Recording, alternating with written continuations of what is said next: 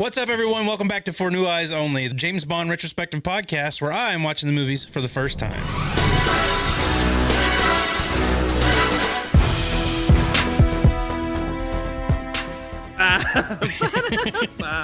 With me, as always, is the Q to my James Bond, Nathan Simmons. Hi, man. How's it going? This is a long time coming. We're here. We're here, guys. Here, man. This is one of the moments. This is one of the moments I've been waiting for on Her Majesty's Secret Service. Yeah, and man. And I got to tell you right off the bat, I know that my my video quality is not quite what it usually is. I'm currently broadcasting from a top secret location. I'm house sitting for my parents. And I can tell you this never happened to the other fella.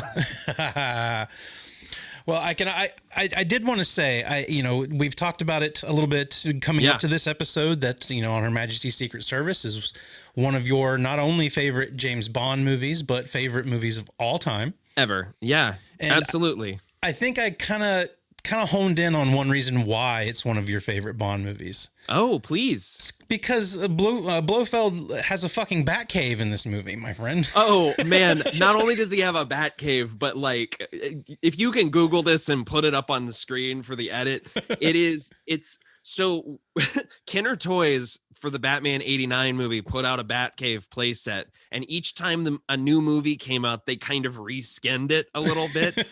So when Batman and Robin came out, they put out a version of it that had icicles on it, and it 100% is. I mean, it seems that he only has the one catwalk, but right.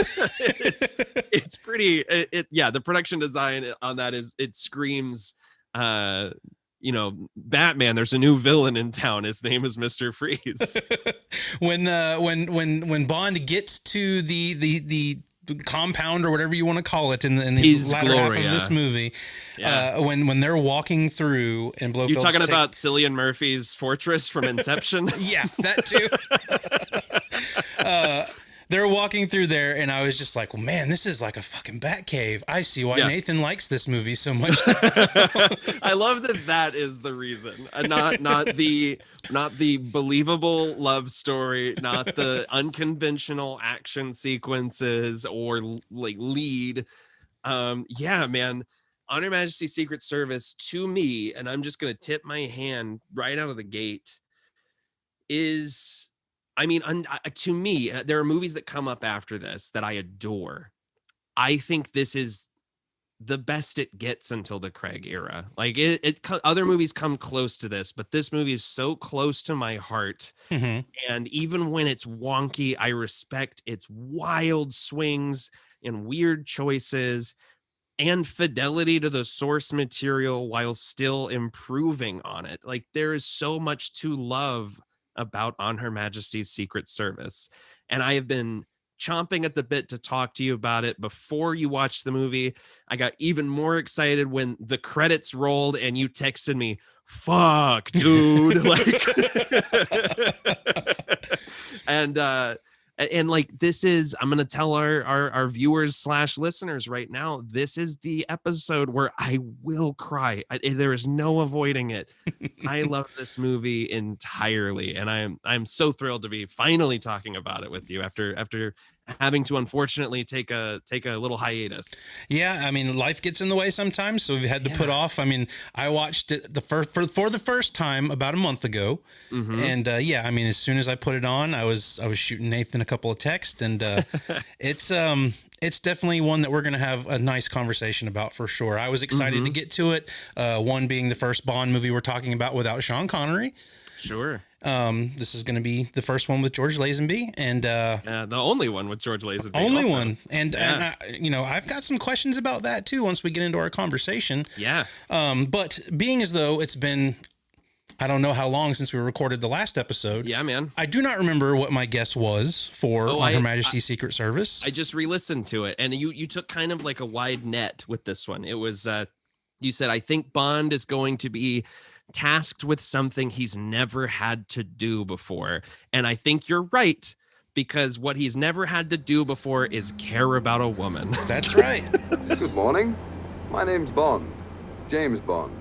Bond falls in love in this movie. Bond meets his match, and it is not a linear path, which is one of my few qualms with this film, which we will talk about. But man, well, I think you still kind of nailed it.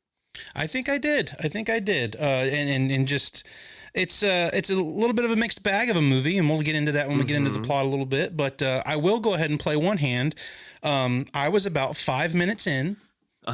When I jotted down a little note and I said, I'm already thinking this is the best Bond we've watched so far. I have to agree. And I'm not just because of my little preamble, but I think on a technical level, nothing else comes close. I mean, I love the pacing of From Russia with Love, and I think it has really interesting shot construction and really interesting fight choreography, things like that. But this is the movie where Peter Hunt, who'd worked on second unit direction and editing on the previous pictures, finally got to sit in the director's chair after saving You Only Live Twice from a disastrous test screening and cutting it down from like 3 hours to like 2:15 or whatever. I said, I finished with editing. I don't want to do any more editing.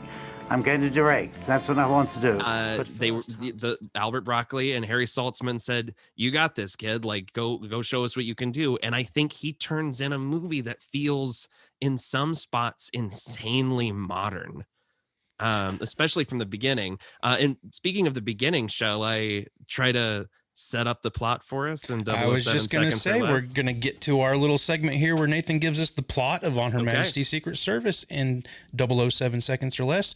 So we're going to count down from 3 as usual. Yeah. 5 or from 3. 5. Trick question. Yeah.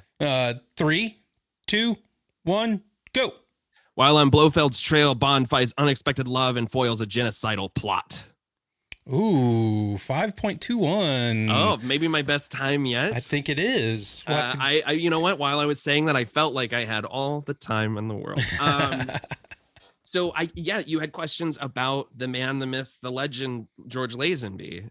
Should we get into a little bit of the background on this movie? Yeah, I mean, first time we're dealing with a Bond that's not Sean Connery. Apparently, we spoke a little bit about this in the last episode for You Only Live Twice. Connery was a little over the role and did not have a contract to come back, I don't believe.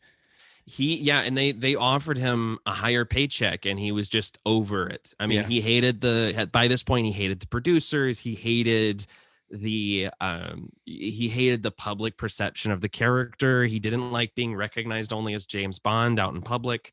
And he just wanted something, he wanted to start over. He wanted something new. And another thing that people report about his displeasure with the series was that his little brother had done a movie, a comedy film called Operation Kid Brother that was like a spoof of the Bond movies and featured Lois Maxwell, Mrs. Moneypenny, and Bernard Lee, M, in small roles. And so he was mad with them for kind of making a mockery of his character, it seemed. That is something he disputed in later years, but I tend to, when a lot of these stories come out about like actors in the 60s and being very mercurial, I kind of believe it, because you hear all those stories about like Marlon Brando refused to learn his lines. And guess what? It was fine with the director. It's just, I'm always just like, okay, they like actors kind of ran the table on stuff like that. And Connery became kind of well known for being kind of a bad boy, and so I believe that story. But he said, I'm not coming back. And so a search began. On Her Majesty's Secret Service had been put off a couple of times. Originally it was going to follow Goldfinger, and the rights battle had cleared up between Kevin McClory and Eon Productions over Thunderball. So they're like, let's do Thunderball before he changes his fucking mind. They did Thunderball. Then they were going to do it before You Only Live Twice, and discovered that the locations they wanted to shoot in Switzerland were completely frozen over. So they call up Roald Dahl and say, can you write You Only Live Twice? They do that. And for this one, they still wanted to do On Her Majesty's, but they weren't sure that they had the locations. And so their original plan was, we're going to go shoot The Man with the Golden Gun. which is Ian Fleming's final Bond novel. So it was like really fresh in the public's mind. Ian Fleming recently deceased within the last 2 years. And the plan was they approached a guy by the name of Roger Moore to play James Bond. And at the time, Roger Moore was like stuck in a contract to do his television series, The Saint, which, by the way, guys, if you want a cozy evening in, throw on The Saint. It's so much better than the Val Kilmer movie they made out of it. It's just a fun little Bond story every week, kind of. But and we'll get whenever we finally did get Roger Moore, we'll get into some of the very strange contractual obligations that came with him coming from The Saint to playing James Bond. There were like very weird things where they're like, you can't do this because your other character did it, and audiences will be confused. It's very strange. So the list of people that they went through while pursuing this movie, eventually they were like, okay, we will do On Her Majesty's Secret Service. Switzerland is wet enough for us to do it, I guess. Soft enough. So we're gonna go shoot in the Alps. They offered the role to Jeremy Brett, who is probably best known for playing Sherlock Holmes for over a decade on British television. He's incredible, but he didn't like the character, was worried that playing, a womanizing sociopath would hurt his public image. And so he passed on it. They offered it to Michael Caine, who had just done the Ipcress File and all these like other spy movies, and he was worried that he'd be typecast as a spy actor. Right. Maybe they offered it to Timothy Dalton, who at the time said, I feel like I'm too young to do this. He was 34 at the time, which means he was 5 years older than the guy they ended up casting. But he's like, but perhaps the wildest one, according to his autobiography, because he was friends with Cubby Broccoli and Harry Saltzman, the role was offered to Adam West. Wow. Who at the time was wrapping up his final season of Batman. And he politely declined because he felt Bond should always be played by an English actor. Which is interesting. Kudos to him for sticking to his guns on that. I mean, in later years, they would continue to offer the role to American actors that are just baffling. Eventually, they say, okay, we're going to put out a casting call. Maybe we'll get an unknown. We don't have to fight the star power of Sean Connery. We make the marketing about who is James Bond. And so for a while, the original screenplay was, okay, Bond is too well known among the Smersh community. We have to give him plastic surgery. So the movie would have opened with him like coming out of surgery and having a new face, and they were gonna like just explain it in text. This is why Bond is different. They could have rolled with that from You Only Live Twice and just kept him Japanese. Oh, that reminds me. So there was another. They also offered it to Terrence Stamp, who you may know as General Zod. And he said he was like, I'm into it, but I want to. I'm worried about following Connery, so.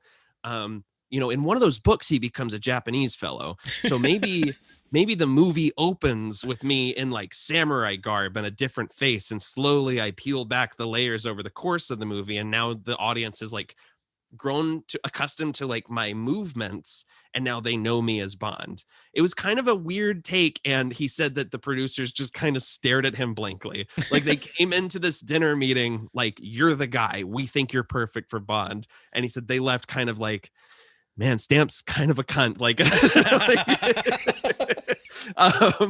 my words, not his. And I don't believe that. I think he's great. But I mean, it's a hilarious interview where he talks about this story. But so they do this big casting call, and George Lazenby is a Australian male model. No acting experience. And I think I was doing some research, over 400 auditions for the role as well. Yeah. 28-year-old George Lazenby, a former car salesman from Australia who has become a male model in England, soon receives a fateful phone call from agent Maggie Abbott. I got a phone call in Paris from Maggie saying, you got to come over to London. I think that you're ideal for this role that they can't fill.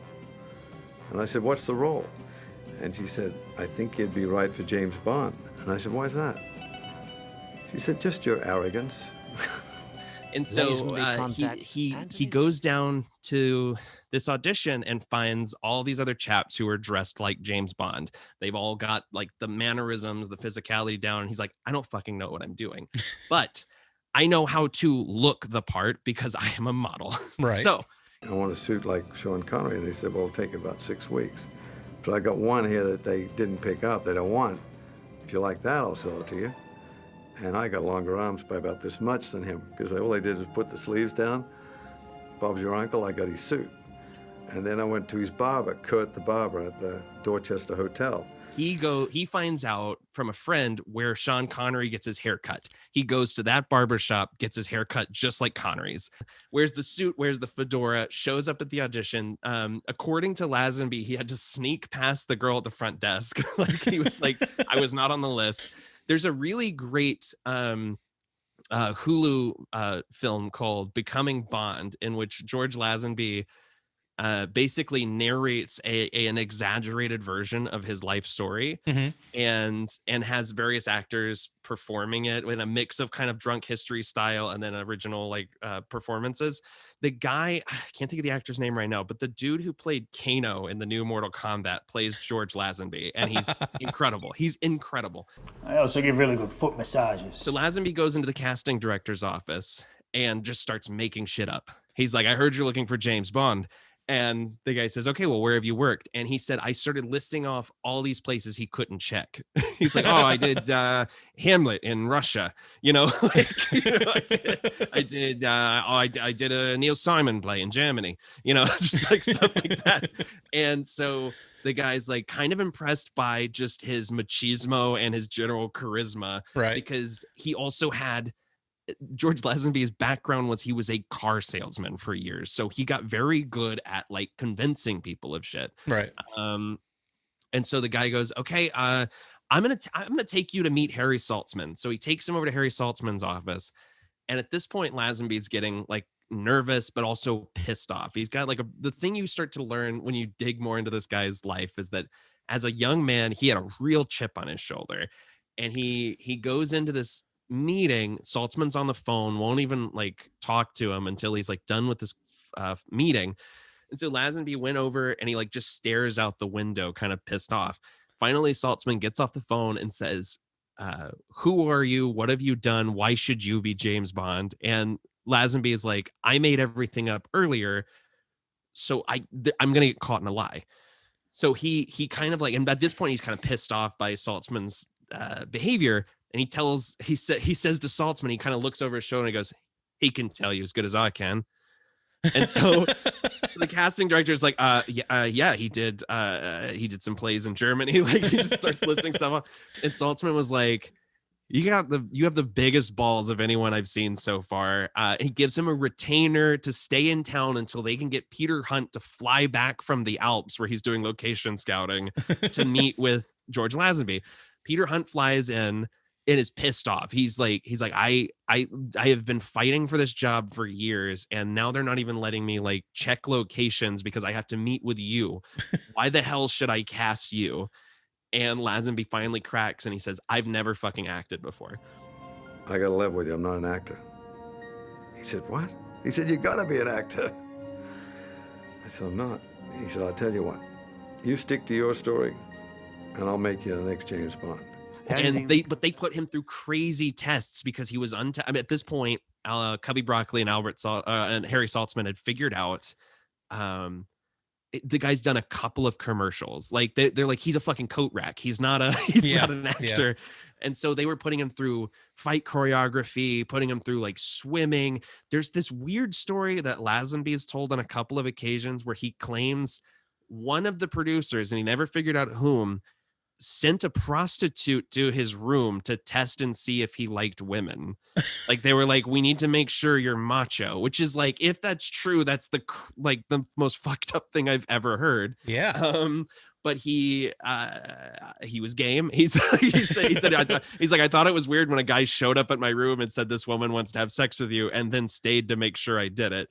Like, so I hope it's not true. And I do hope it is. I haven't landed on either side of that, but eventually the turning point was he knocked a fucking stuntman out cold during a fight test. And Harry Saltzman said, you're James Bond. We're going with you.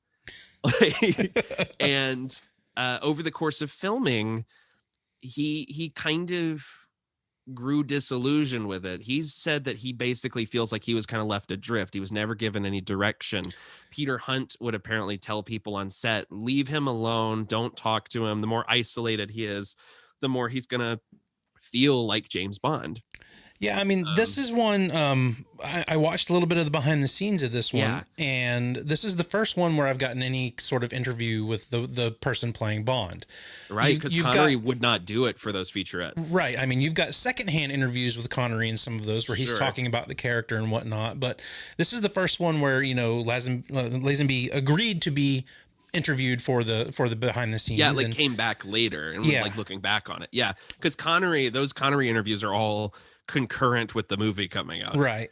And I was surprised to hear some of the stories he told about the what he had to go through, the fact that he was a nobody and just kind of on a whim went for the Bond role.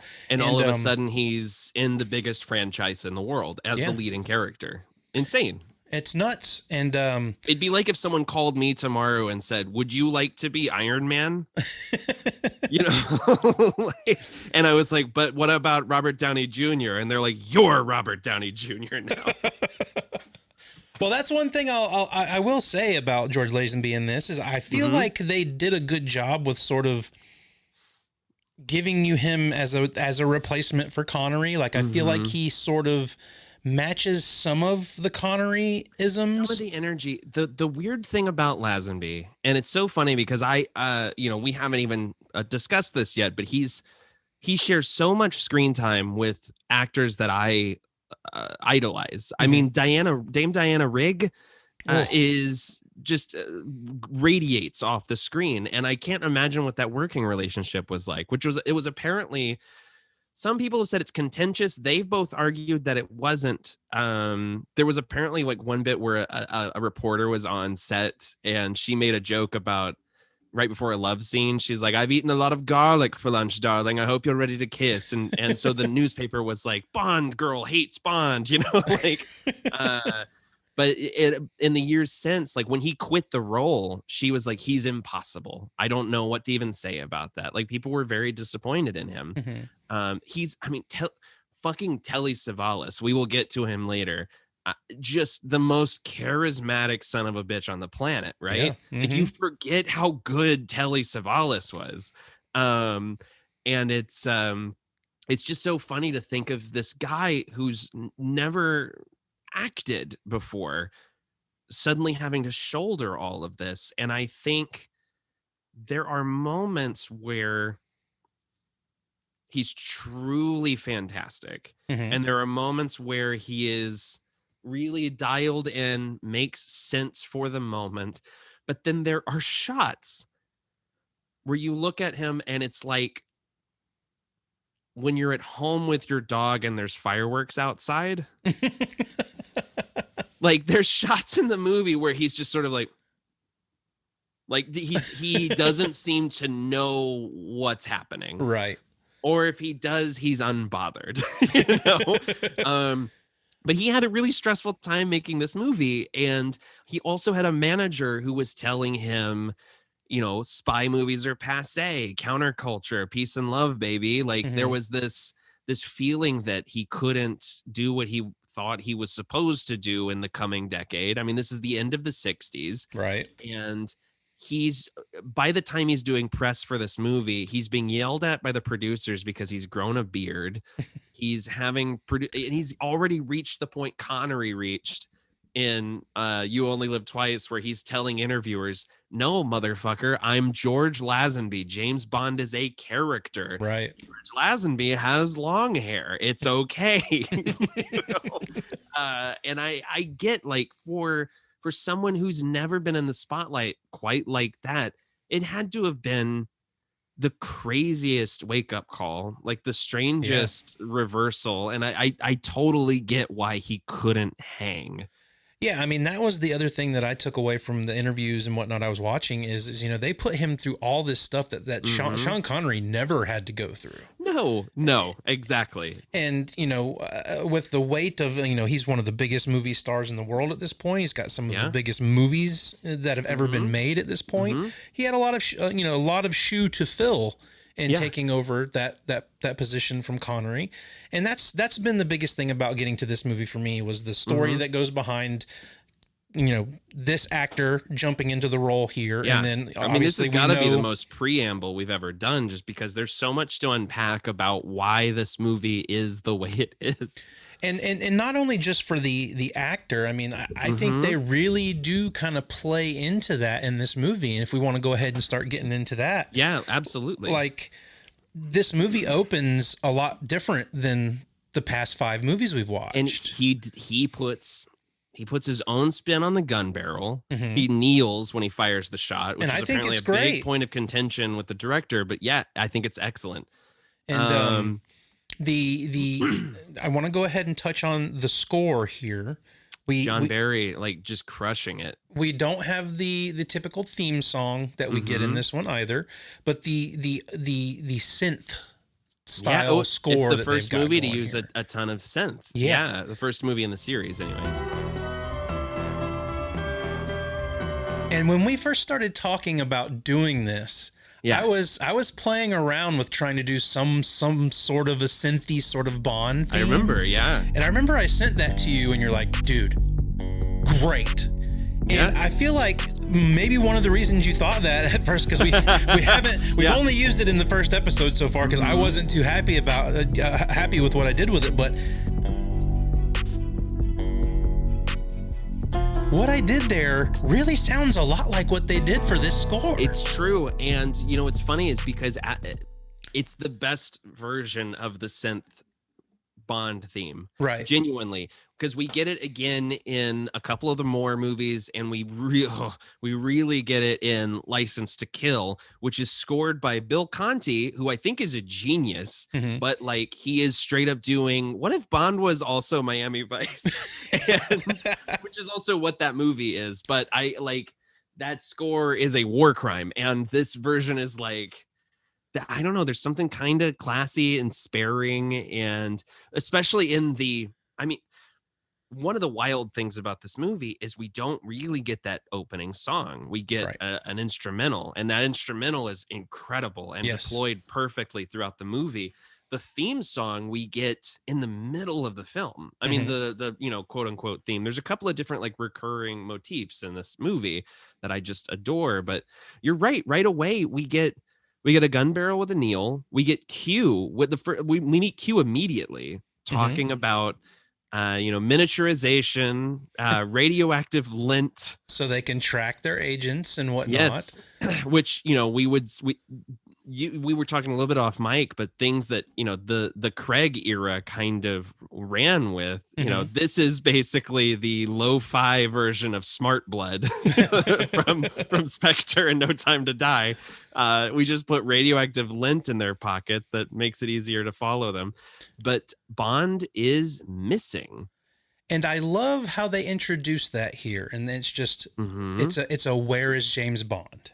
Where is James Bond? And it's almost a meta narrative, right? Like we're watching, the audience is wondering, where is James Bond? I mean, we can maybe put a bit of it in here, but the original trailer for this movie, one of the posters is an outline of his body holding the gun with a question mark over its face. The trailer for the movie, the narrator just keeps saying like, this Bond is different. He doesn't, that's like the whole gist of the trailer. And like they don't even say George Lazenby until like the end of the trailer. But it's like 3.5 minutes of like, when you cross this James Bond, he'll do this thing, and it's it's wild to me, which I think maybe led to some of that weird internet theory that Bond is a code name, because they really hammer it in that trailer. But James is missing. And when we join him, he's kept in shadow while he's driving. I mean, he even has the Connery silhouette with the hat. And you just see him, getting the cigarette out of the case, lighting the cigarette, following this car that just passed him. And yeah, he's silhouetted. He's kept out of frame for this entire opening. This could be a scene from Goldfinger or from Russia with Love. Yeah. And he's just following this car. You don't get a good look at him until he's at this beach watching this woman just throw off her stuff and go straight into the ocean and walk into the sea. It puts you in a position from the beginning of this movie where you're like, okay, well, I mean, they're giving me some good mystery here, because we don't know, A, we don't know who Bond is in this movie. B, we don't know who this is we're following. And this movie looks a lot more cinematic than the last ones we've watched. Oh my gosh. I mean, so one of the reasons they went with Peter Hunt was they were like, the way he cuts on action was not something that was really done. Right. I mean, it was like a revolutionary thing. And you can see it right from this first fight on the beach, because he pulls Tracy out of the ocean. These thugs show up and Bond wrecks their shit, but there's quick zooms and cuts on punches, and the way it is constantly snipping things up to make it either go fast. This is how you do speed ramping, and it works for me. Yeah, the speed ramping here isn't as jarring as what we've seen in the other movies at this point. And the fights at the beginning and throughout this entire movie are much better choreographed. They're a lot more intense. Cleaner. Yeah. And just the fight choreography in this movie is miles above anything we've seen in a Bond movie so far. Now you can see, like, of course this guy was cast on how he can throw a punch, because he throws them like a motherfucker. Yeah. I mean, this fight is great. He's beating up a dude with an oar. He throws a net on somebody, like, but he's also weirdly charming. I mean, the first time we really see his face is when he pulls her out, lays her on the beach, and he goes, "Good morning." Yes. He's just he's already all smiles, but it looks like it really does. The framing even is like the end of an ad. Like, he's like, "Good morning. Would you like some Folgers?" Like, and he's got a full-fledged, like, open smile. Whereas Connery is more or less of just kind of the smirk. You never really got a full-on smile from him like that. Yeah, keeps it hidden. And this guy, there's so much life in this James to me. Like, and you know what? There's a question that I will circle back to when we get to the end of this movie, very much concerning the differences between them. But we get this great fight. Tracy steals his car so she can get back to her car, which I like a lot. I love it. It made me laugh the first time. It's a really funny bit. And we get our first real fourth wall break. This never happened to the other fella. How do you feel about that joke?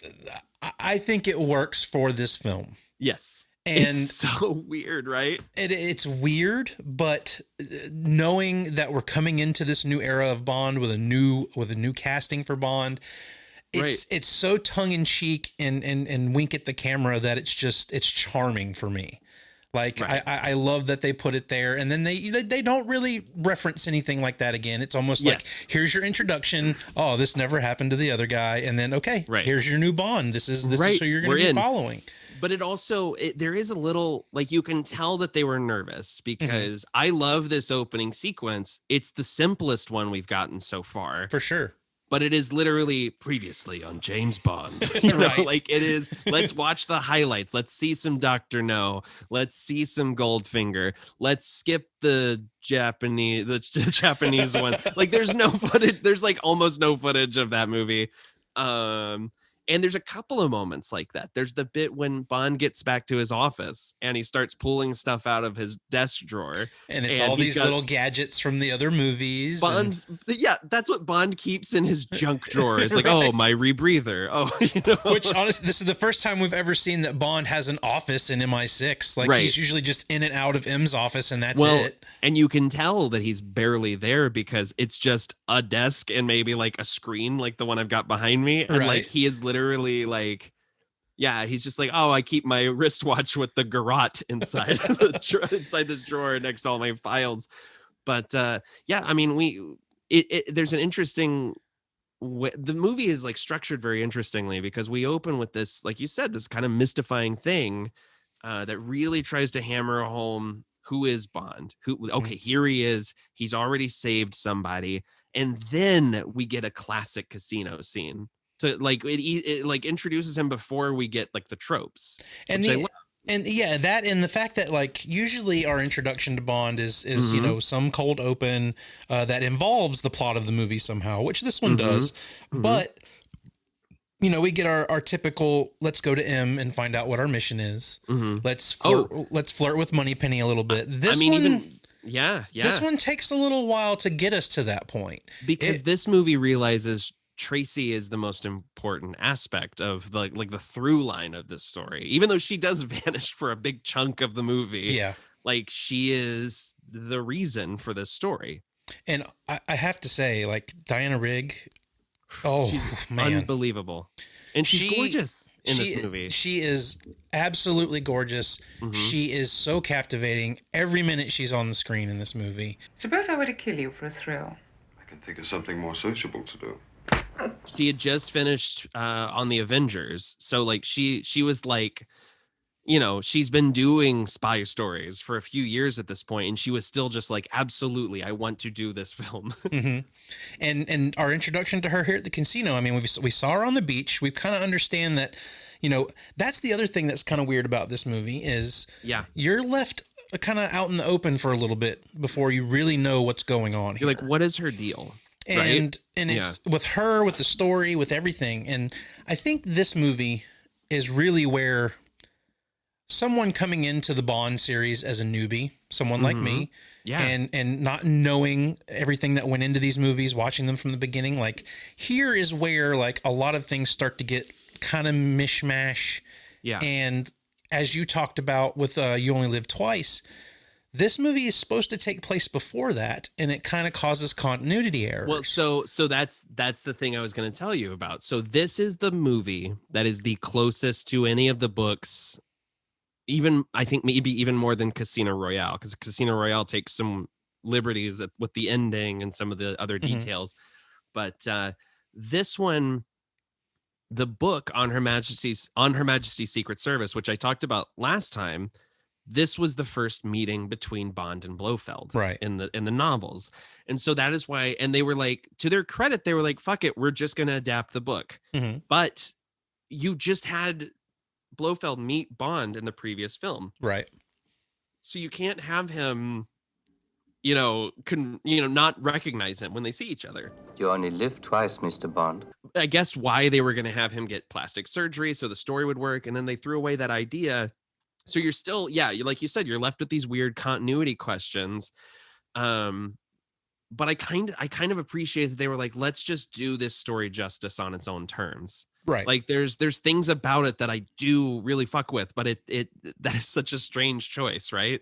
Yeah. And I mean, and that's the biggest thing I wanted to touch on is just someone coming into the series, not knowing any of that background. Yeah. It can be very confusing for anybody coming in. Like if I didn't have you walking me through these movies, it would be very difficult. And I think that's where a lot of like the people getting a little mixed up with the Bond movies and what takes place where, or is there a through line between all of the Bond films? And it is funny because this movie does some really fun, subtle things to try to ease you into the fact that it's a new Bond. And I almost wonder if maybe during production there was some thought of maybe we'll edit out references to the previous movies, right? And then they try to go for both, where they're like, some of this happened, maybe it didn't all happen the same way, right? Which I kind of, as a comic book fan who's gone through 6 different Final Crisises. I'm like, I've gotten used to the fact that, okay, I'm reading about how Superman and Batman met for the first time for the 5th time. Yeah. So like, I get it. I was talking to somebody recently about the the Book of Boba Fett, and how I was frustrated that it was Mando season 2.5 for most of it. And he said, yeah, but like, you read 6 X-Men comics a week or a month, and you're not mad that Cable is referencing things that are happening in the New Mutants. And I was like, you're right. That's absolutely right. And so I kind of try to, with this movie, I try to take a little bit of a selective continuity. I think that's the only way to really approach it, because you're right. It doesn't quite work. But at the same time, they're doing stuff like, he gets to the hotel and they know him. They're like, I think we can look after your special needs. We got you this outside bed because we know you like to fuck in the moonlight. And there's just so much history here. And it's those moments that kind of keep me going through the story. Also, the fact that I don't love You Only Live Twice, so I'm kind of fine omitting it from the continuity of this film. Yeah, and I mean, you grow up with the pop culture of these movies, and knowing that aspect of them, and again, not watching them. So, like we touched on with You Only Live Twice, I was under the impression that Donald Pleasance was going to be around for more Bond movies. Not the case. And then here we have the same character played by a different actor. So of course, okay, well, they've met in the last movie. No, in this movie they didn't meet, or they haven't already met. So, and I'm willing to throw that away in this one. I think ultimately this movie does succeed at giving you a very good movie without really having to get into the why as to why all this is happening. And it's funny because I watch this movie maybe once a year. Like it's one that I revisit often. And it wasn't until we were watching them chronologically that it really hit me that it doesn't really quite line up. And I was still just sort of like, well, whatever, this is a better movie. You know what I mean? Like, and if it wasn't a good movie, it would be harder to accept that. Absolutely. But yeah, I think, this could have, been a soft reboot of sorts back in that day. Nobody knew what the fuck that was, but. And I think it kind of was. I think they were like, if this is our guy now, let's take what worked and move forward with something new. And, I wish, to this day, I wish we had gotten at least one more with Lazenby. Like there's something about him where I feel like it's the weirdest thing. As the movie goes on, I think he gets better, to the point where I was like, did they shoot this chronologically? Right. And I feel like if he'd gotten one more, we maybe would have gotten something even more special. And, but as it stands, I mean, immediately, I think he has fantastic chemistry with Diana Rigg. There's that great scene where she is betting all of her money and then tells them, oh, I don't have any money, because she's got a death wish. She's out for trouble. She's trying to start trouble. And Bond just says, Madam has forgotten we agreed to be partners this evening. and her introduction at the card table. I mean, this is going to be the male pig in me, but like that shot of her low cut dress, and it's just hello. Her costume, the costuming in this film is incredible. I mean, and it doesn't end with that dress. I mean, her bullfighting outfit is amazing. Bond gets some great skirts in this movie. I mean, everybody's showing off their gams, and everybody's looking amazing in this film. I mean, she's immediately his match. She knows his name before he tells her. Yeah. And that's the other thing that's crazy about this movie is like she gets the drop on him. She gets the drop on him, but you don't really get any context other than the fact that he saw her walk into the ocean. Right. As to I was led to assume that there was something between them before this happened at the beach, but it could feasibly just be something that he witnessed, So this is the one big change really from the novel, where at this point in the story, in the book, he has been asked by Draco to keep an eye on her. Ah. And so he sees her going into the ocean, saves her, and then follows her to the hotel. In this version, it's a little more altruistic, where he sees it happen, saves her, and then is like, I should check up on her. Right. And then follows her to the hotel.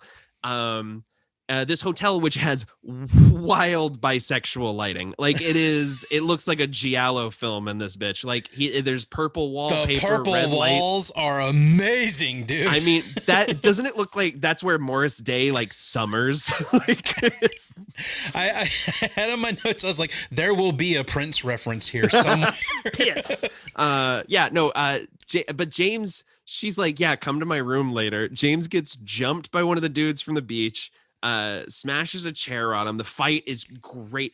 This movie has the crunchiest sound effects. Yes. Like when someone gets hit, it's like a like they do this weird like echo effect sometimes that really like drives it. It's very dated, but it's fun. I think they do a really good job of making you believe that these aren't stage punches and stuff in this movie, right. Because the choreography with the fighting, I think they kind of caught on to the fact that, well, if we're going to continue to keep doing this, we need to up the ante now. We need to get, and I think again, they had someone other than Sean Connery that they could put in that position. You can tell that it's Lazenby doing a lot of these stunts. That was the other. So he actually broke his arm during this movie. There is a scene where if you look really closely, I think it's when he meets Draco, he's like positioned away from the camera so you can't see his arm, because he was acting a fool during this shoot. And like, but yeah, you're right. I mean, we told that story about how I think it was during Thunderball. Yeah, Connery goes like, I'm not going anywhere near a fucking shark. Right. And you could tell this guy was like, you throw 3 sharks at me, I don't care. Like, right. Let's do this. I don't know that that's crazy. But we also, this continues the trend that kind of started in the last one of Bond knowing everything. There's a couple of moments in this movie where he has absurd knowledge, and it gets even more heightened in the Roger Moore era to like Batman levels of like, well, of course I anticipated you'd do this. But he beats this guy up, tastes the caviar, and knows where it's from. Yeah. Royal Beluga, north of the Caspian. Well, it's like the scene in You Only Live Twice where he goes, ugh, Japanese vodka. Yeah. You know, or Siamese vodka. That's what it is. Of course, I love sake. He gets back to his room. He's got on a ruffly shirt, which, like, could you tell this movie was a big influence on Austin Powers? Oh, for sure. There's a big portion of the third act that I want to get into regarding Austin Powers. Oh, yeah. So he gets back to his room. He's got the ruffly shirt, and she's got a gun on him, and he interrogates her. I mean, it's a tough sequence, but he says, she says, you know, I'm just a woman you bought. You know, he goes, I don't owe you. You don't owe me a thing. I think you're in some sort of trouble. You know, he just wants to make sure she's okay. I mean, there's always the little bit of James Bond where it's like, I am also here to have sex with you. And there's a change to the way those scenes play out in this movie that I think with Connery. And I promise I like Sean Connery in the role, like, but because I feel like I just slag on him so much, but like, there's a menace to Connery, right? Like there's, and a lot of it I think is intentional in the way he plays the character as like for Queen and Country first, you know, everything else second. But there is and part of this might be because Lazenby's not an actor or wasn't an actor. There's a wide-eyed sincerity to the way he plays these scenes. He has a boyish nature to him. Yes. Oh my gosh, that's it. Yeah. Where how I touched on with the Sean Connery movies, how like it's hard for me to picture the fact that he was younger than I am now in that role. Because fucked up. Right, because like he just seems like an older, distinguished gentleman, even though he was in his mid-30s at that point in time. Lazenby is 29 in this movie. And like he brings 29 with city miles. I mean, he grew up in Australia fighting all sorts of critters. You know? But he brings a wide-eyed, bushy-tailed, like boyish nature to the role. Well, and I think part of that is, you know, I was telling my best friend Ashley, my co-host of Oh That's a Scary Movie, does not like James Bond, but I got very drunk during a recording session, and as I am wont to do, and explained, like I was literally acting out like the last act of this movie for her. and she's like, so what is it about this guy that you like? And I said, I think what it is he has no instincts. Yeah. There's no sense of, oh, that's not a thing I should do. When I'm an actor sometimes, and I think that I get really in my head about how does this look to someone else? How do I portray this particular character in this particular moment? What is my motivation? Mm-hmm. And I think with Lazenby, there is an inkling, or there's a sense of, I'm just gonna do the damn thing. Yeah. Oh, I show that you cast me as James Bond. That's great. There's a Time magazine article from back in the day when production started, where he said, I'm very excited to play James Bond for the bread and for the birds. And I'm like, motherfucker, that's great. That sounds like James Bond. And like, I was just like, there's a simplicity to his approach to this role, which is, yeah, I've never acted before. I've been asked to play James Bond. Okay. There's like a schoolyard acting it out kind of thing. And honestly, like I think he comes with it full force in this, and it works. Yes. Like, yeah. And I can understand a lot of people not liking this movie because they're attached to Connery or Roger Moore is their Bond. And I'm not saying he's like revelatory. There's a rough around the edges quality to his performance. But when he works, I think he works because no one's ever told him you shouldn't do that. You know what I mean? Mm-hmm. And I just think it's this perfect confluence of things like that. I mean, even his reaction to waking up in the morning and realizing Tracy, like in Liz Phair style, fucked and ran. Yeah. Has made her side of the bed, taken his gun, and left money for him. Yep. He just has this kind of bemused, like, huh, okay. Yeah, I mean, which I love. And that's the other thing about this movie is you've got him, and I think he and Diana Rigg have great chemistry together. I agree. Yeah. And I think the movie needs 40% more of her. And we'll get to that in just a little bit when he gets to Blofeld's place. Sure. Because that would honestly be where I think the movie kind of drops off a little bit for me. Sure. For a minute. But I'm loving everything with him and her at this point. Yeah. And it's really, again, like we haven't gotten to MI6. We haven't gotten what our mission is for this movie. It's a fully different film. Yeah. Right. And it's just him really pursuing her and wanting his knowledge about Blofeld at this point. Mm-hmm. And I think these new kind of tactics for the film are really smartly broken up by things we recognize. I mean, we get that opening that's very unconventional. Then he goes to the hotel. He goes to a casino. Mm-hmm. Then we get another unconventional meet cute with the Bond girl.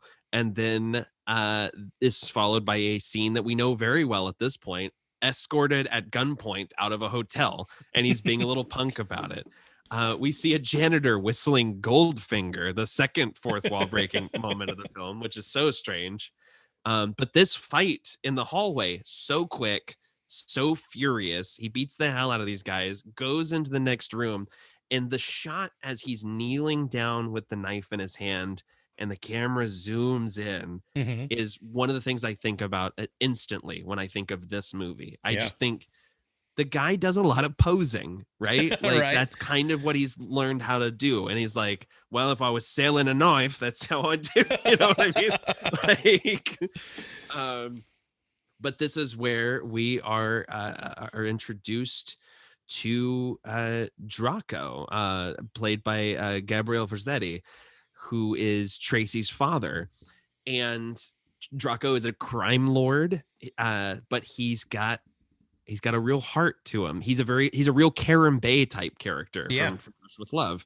And this sequence where he's talking about his wife and, the strings come in is just a very beautiful monologue. And how Contessa was the product of him and her, right? And all of that. Like, yeah, there's a sincerity to him, and you almost forget that this is in a sense, a bad guy that we're he's meeting right now. He's like, literally like the head of the mob, you know.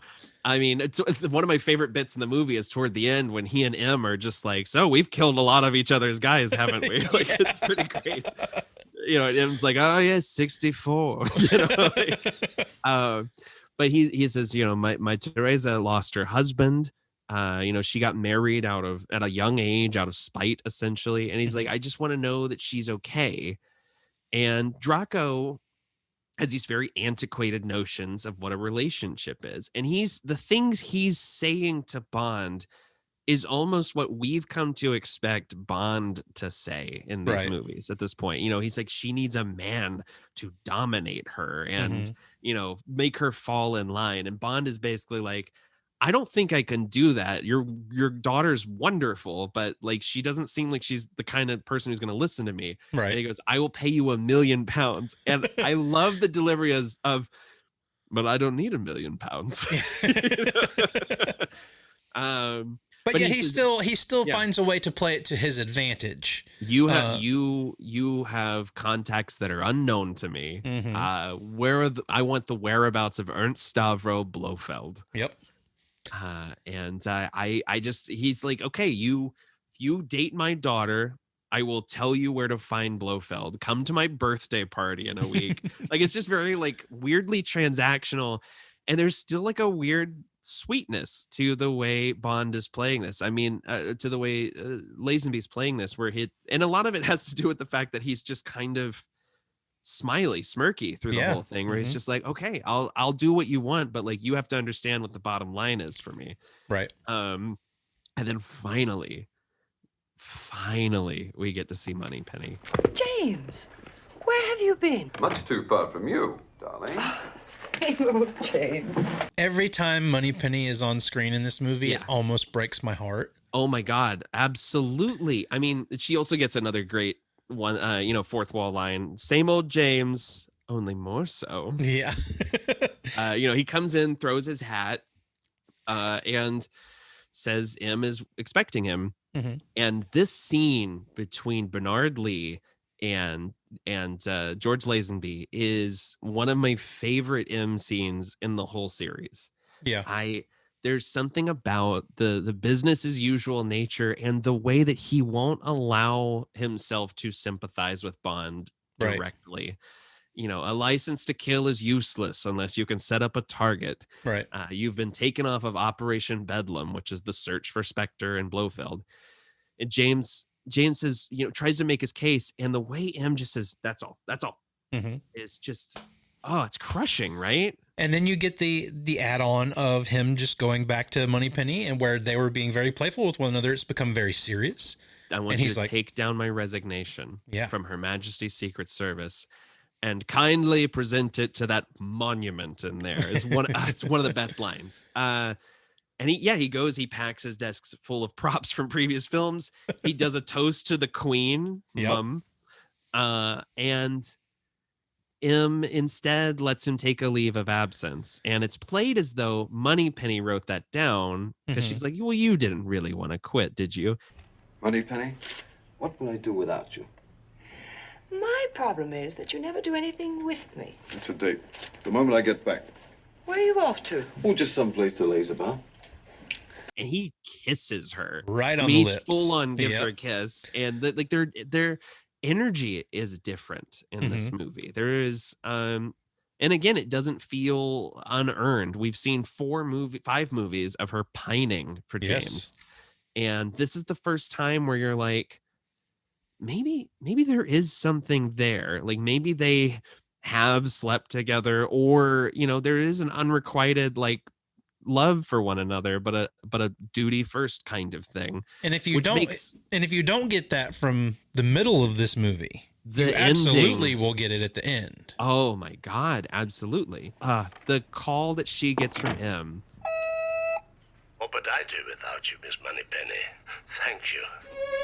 And you know, he goes to So he goes to Draco's party. Tracy's there. She's not happy to see him. She sees through this shit immediately. She's like, so what deal did he make with Papa? You know, that's the other thing I really love about Contessa is like she has never played dumb. Like, oh no, she is a strong character throughout this movie. She sees him from the beginning. Absolutely. She sees him and sees through him. I mean, and there's some great bits where Bond is just like, look, I told you this wasn't going to fucking work. Draco says something like, she likes you. I can see it. And he says, you must give me the name of your oculist. You know? And so she comes back and she says, look, I don't want to be part of this weird little game you're playing with a man I barely know. Tell him what he wants to know or you'll never see me again. And so he says, all right, you should investigate a lawyer named Gumbald. And this is also where I wrote down bullfighting looks terrible. Yeah. Like, this is a bad thing that I don't like. It's never been very appealing to me. No. But she runs away, and this is the first inkling that we get that she's tired of being pulled in different directions and used by men for their own gain, you know, and he knows that he's fucked up. He knows that he's hurt her feelings, because I think he actually, it feels like he actually felt something that night, you know? Right. And so he goes to her, and I love this line where he turns her around. She refuses to let him see her cry. And he says, I've always thought mistakes should be remedied, especially between friends or lovers. And we get our first falling in love montage in a Bond movie, riding horses through the it's like the opening credits of an episode of The Bachelor, but it works for me, man. Or it's very similar to the new Batman movie where Catwoman and Batman riding their bikes through Gotham City. 100%. Yes. Yeah. So yeah, we get this montage set to Louis Armstrong's We Have All the Time in the World, which was written by John Barry and Hal David, who was Burt Bacharach's guitarist at the time. He wrote the lyrics. And this was one of the final songs Louis Armstrong recorded. Wow.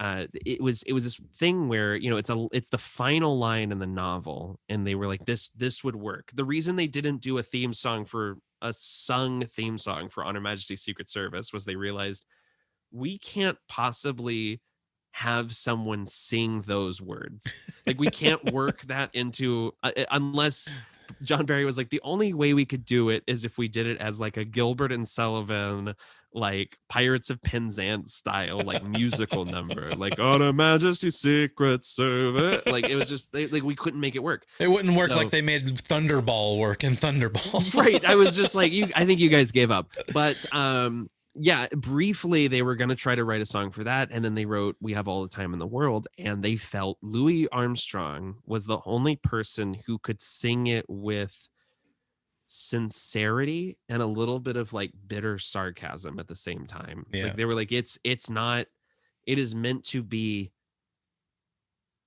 depressingly ironic, right? You know, and it's such a good song. I love this song. It's one of my favorite songs of all time. And yeah, we see them kissing. We see them at the zoo. We see them riding horses. They pick out, she points at a ring that she likes in the window. Which, if you look, this ring actually went up for auction a few years ago. And if I was ever going to crowdfund for something, it'd be that or the Aston Martin from Goldfinger. But like, it's actually the words "We Have All the Time in the World," like as a ring. Oh, I didn't see that. Look very closely.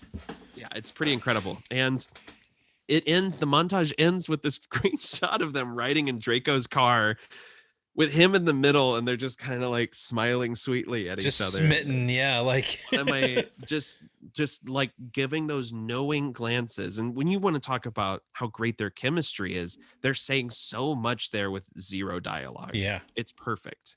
And it's something you've not really seen Bond do in any of these movies so far. No. Again, you nailed it with your prediction of what this movie was about.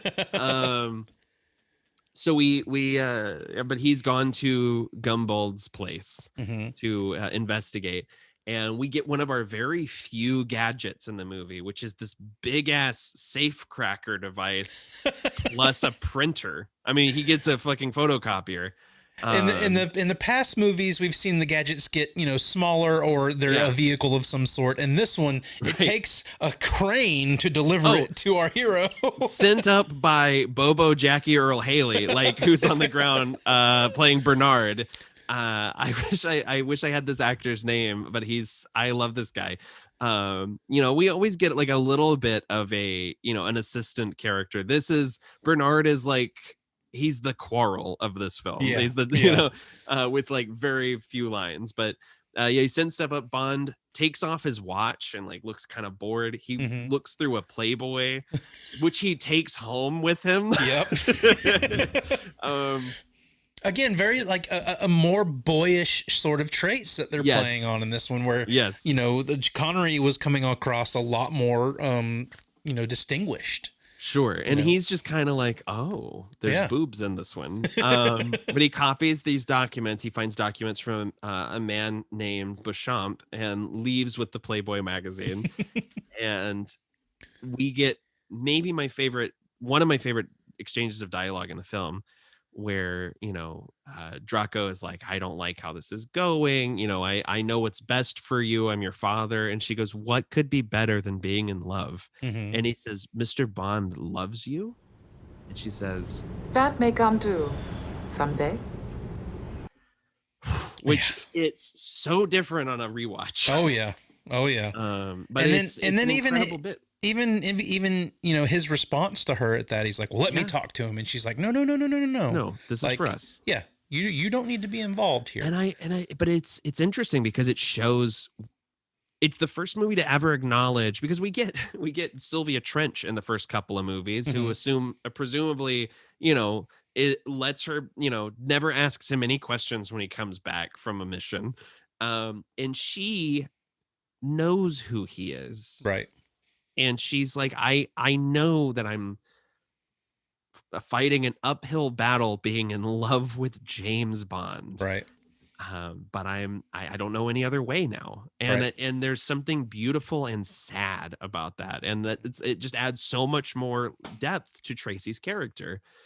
Doesn't add, go ahead. Well, I mean, in saying that, I mean, even though this movie is having a lot of fun playing into some of the old tropes here, and maybe not being as over the top as any of the last 5 movies were, it's the first movie to really acknowledge the toxicity of James Bond. Yes, and there's a sense of dread you feel throughout the entire movie. Yeah, even before you know where it's going. You're just like, oh, God, I want these kids to figure it out, And I think it has a lot to do with our introduction to her. I mean, she's trying to commit suicide when he meets her. Right. And, as we go through this movie, we see this love develop. And, at the time, maybe you weren't really looking into it that much, but with all the time in the world and all of that stuff, and now Bond's in love. He gives her a reason to live. And later in the film, I mean, when she reappears in the Alps, it is like an angel has come down to rescue him. Especially at that moment. He sees her as the miracle she is. Right.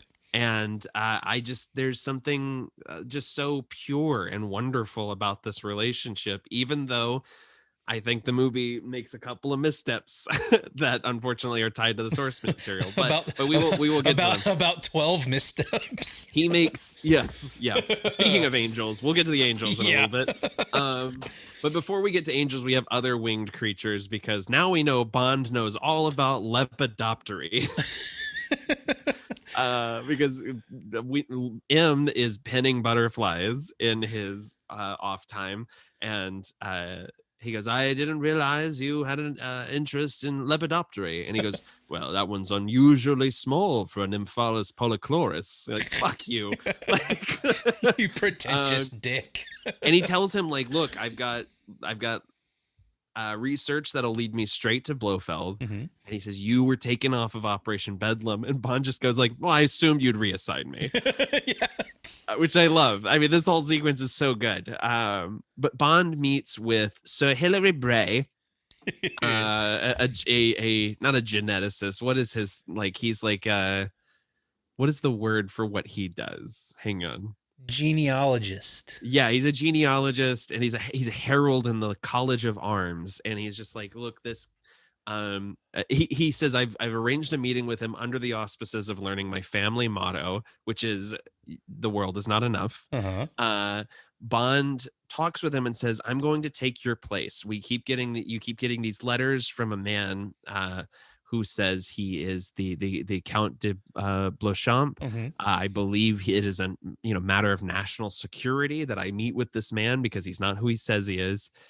And Hilary Bray goes, of course, I think you should bring him. Look, there's a couple things you need to know. If he's actually part of this family, if he's part of this family of nobles, because this guy wants to get his countship approved, recognized by the College of Arms. He goes, there's a couple things you need to know. This family doesn't have earlobes, and you should bring him to the ancestral grounds so you can see the tombs where his ancestors are. And he goes, yes, if he is our man, I'd like to get him away from Switzerland. Just very great. So Bond flies to the Alps, and for the next 30 minutes of screen time is dubbed by another actor. I'd heard George about Baker. that. Yeah. And yeah, I mean, it's the same actor who plays the Doctor, I think. Hilary Bray. Yeah. So he's supposed to be impersonating Hilary Bray. And apparently this was something that Lazenby didn't know was happening until he was at the premiere. Like he was like, I did like a posh accent, and apparently they just didn't like how it turned out, so they changed it. I get why they did it, but it's such a bummer to like know that he saw the movie and that's when he found out that a fourth of his screen time has someone else's voice on it. And that, I think, I mean, around this area too, like I think this is Lazenby had also was on set shooting for a long period of time, and there was like a get together they did with all of the crew and actors and whatnot, and he quote unquote wasn't invited or something to that nature. I didn't know about this. There was some drama to it, and he kind of got a little down in the dumps about it, and he was like, I'm the star of the picture and no one invited me to this. Well, another reason why it makes sense why he would be like, I don't know that I want to do this anymore. Just to kind of feel like you weren't part of the bigger picture in a sense, right. Well, and what's interesting though, so there's all those stories about him saying Peter Hunt forced him to be isolated to get a better performance out of him, but there's also stories about him playing regular poker games with Telly Savalas after hours. Get a poker school together. Your per diem comes in cash, so my briefcase got so stacked up with cash, I'd open it and it'd be falling out. And so Telly saw it. He said, hey, you want to play some cards? And Harry heard about it. So Harry came up to the set. And Telly said, no, Harry, no. Anyway, he wanted back all my money. Put in my briefcase, shut up, and he said, now leave my boy alone. Wow. Which I wish I could be there. But we're also introduced by Ilse Stepat as Irma Bunt. Which reminded me a lot of the woman from Russia with Love.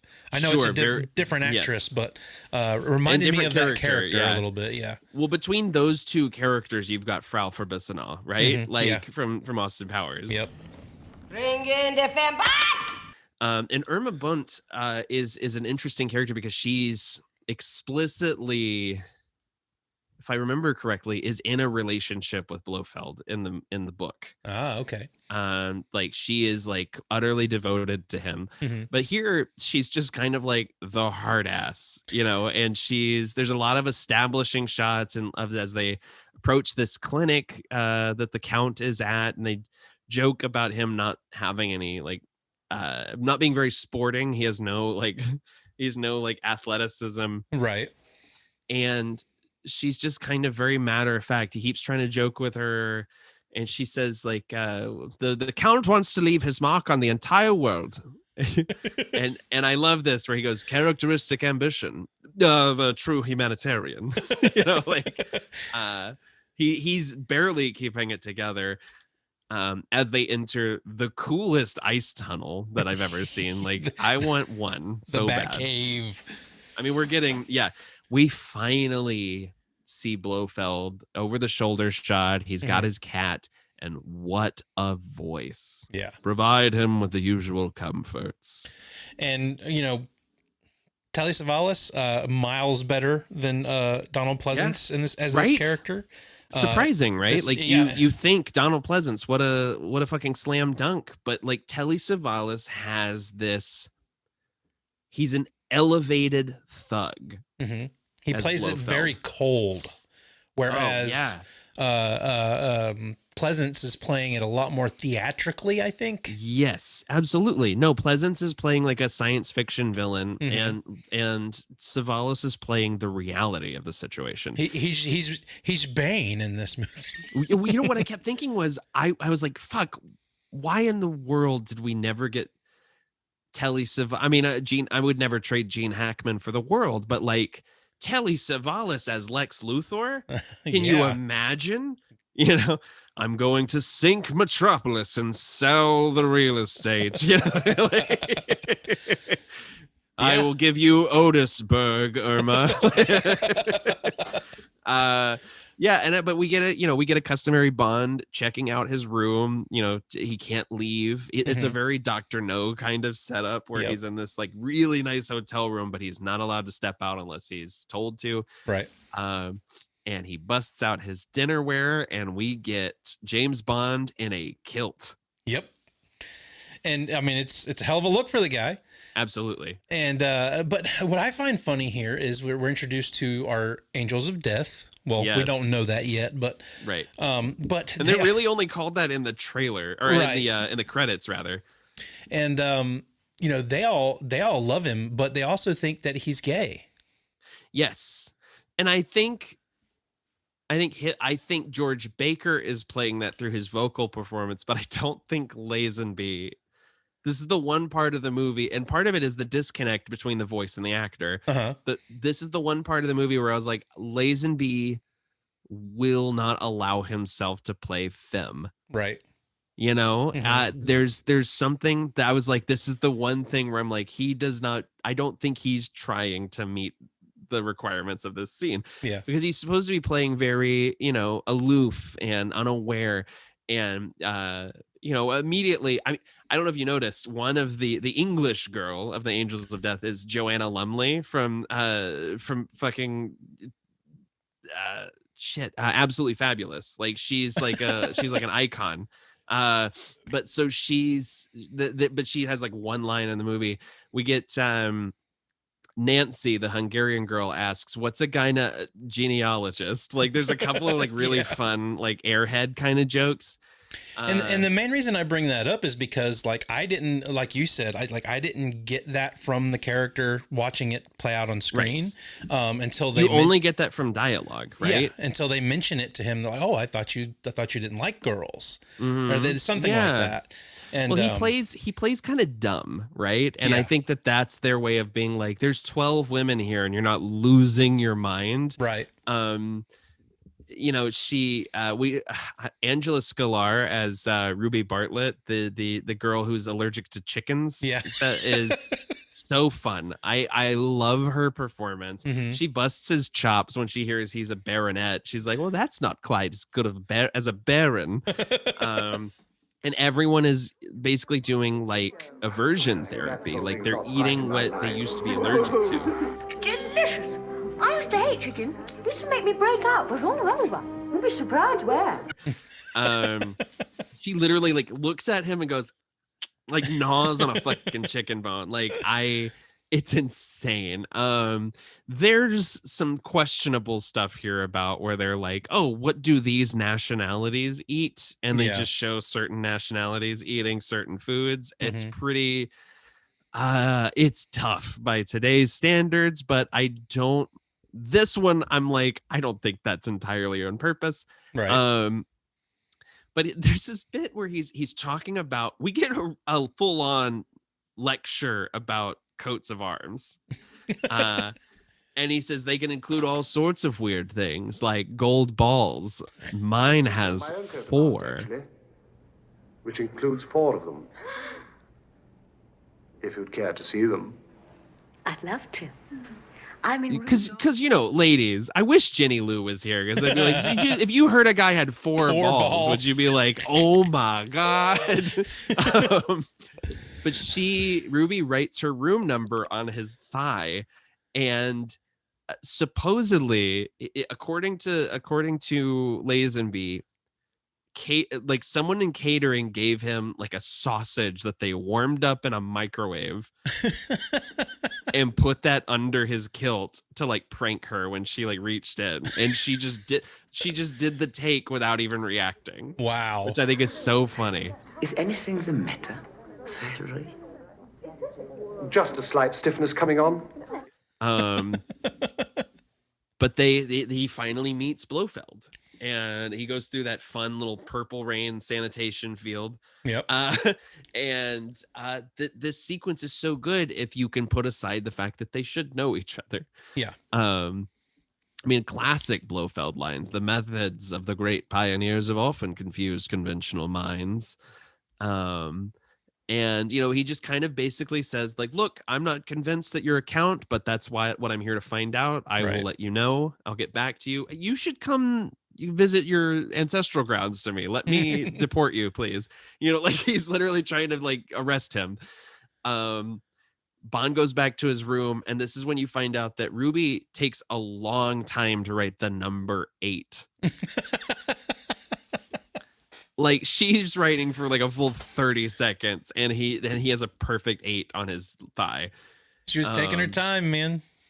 And the thing that I respect about this Bond is he gets that number and he still stays up late doing genealogy research. Like there's papers all over this fucking desk, and I love this sequence where he finds the booby, like he finds the sensor on the door, the electric sensor, grounds it with an eraser.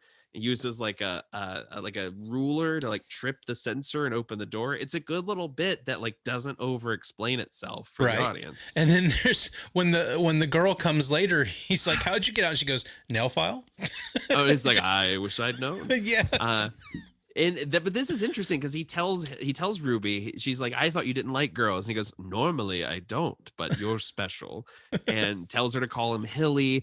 And this sequence, the full scene of dialogue is repeated later. Like he uses the same lines on the next girl.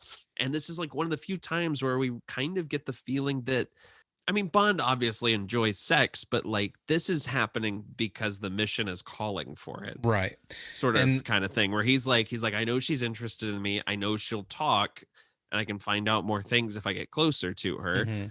But it's a weird thing where there's not, I mean, there's moments where you can tell he's enjoying himself, but there's other moments where you're like, this is like rote for him. You know what I mean?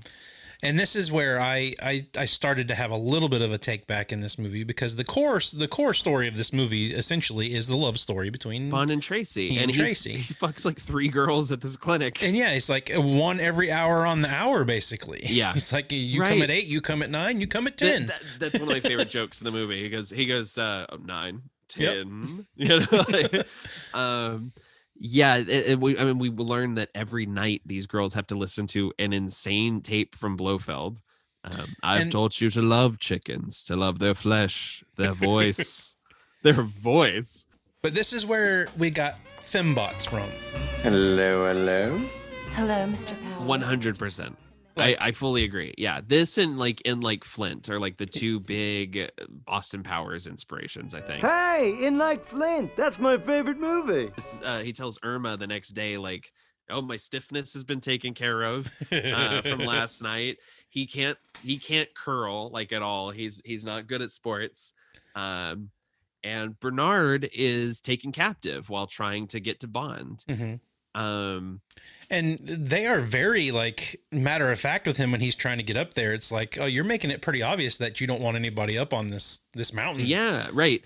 And meanwhile, Blofeld keeps calling Bond's bluffs. He's like, well, you already took the morning off. Well, we can't go to Augsburg because the archives will be closed at Christmas. So you should probably stick around for the next couple of days. And Bond gets knocked out while going to visit Ruby. And this is the one bit of slow-mo in the movie that I hate. The shot of him getting knocked out where he's like, like he's got his eyes kind of like rolled up in his head. Yeah. And Blofeld is like, look, I know you're James Bond because 1, you don't know where the family tombs are, and 2, no self-respecting genealogist would fuck all of my patients. But he continues to try and keep his cover through it, though. Like he's like, I don't know what you mean. My name's Hilly. Like he tries to continue to play it off. He does, but then within like 2 lines, especially when he shows him Bernard's corpse hanging from the mountain. Yeah, and he's just like, look, I have developed a virus.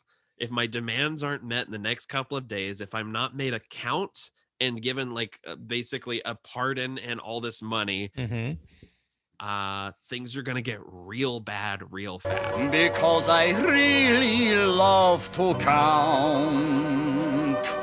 And that's what we learned. He's using these girls for is to send them out. To send them back to their homes and use them as basically his sleeper agents to release this virus that could kill everyone on the planet. Yeah. It'll destroy whole crops. It'll make people sterile. Like he is literally like, this is a full on end of the world plan that I don't think I'll ever have to use. But you know what? Fuck it. Maybe I will. I'm up here in the Alps with a bunch of ladies. And again, like he plays it more sinister, more like level-headed. Like, this is a lot more cold. This is a lot more scary than anything you saw Donald Pleasance's Blofeld doing. I like Donald Pleasance, but I can't, and especially in that role, but like I can't imagine Telly Savalas' delivery of when they see Bernard's corpse and he goes, "You perverse British, you love your exercise." Like that line, Donald Pleasance wouldn't sell it the same way. Right. And the fact that Pleasance's Blofeld runs immediately. Savalas doesn't flinch when Bond starts beating up his guys. Right.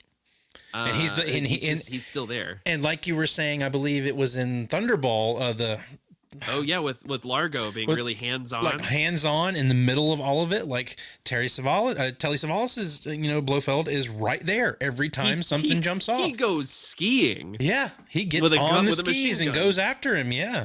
And like I love this sequence where he's put in the room with the gears for the ski lift and Bond tears out his pockets and climbs across. There's some really fun like over cranked bits where the camera's really zooming in and he's like panicking.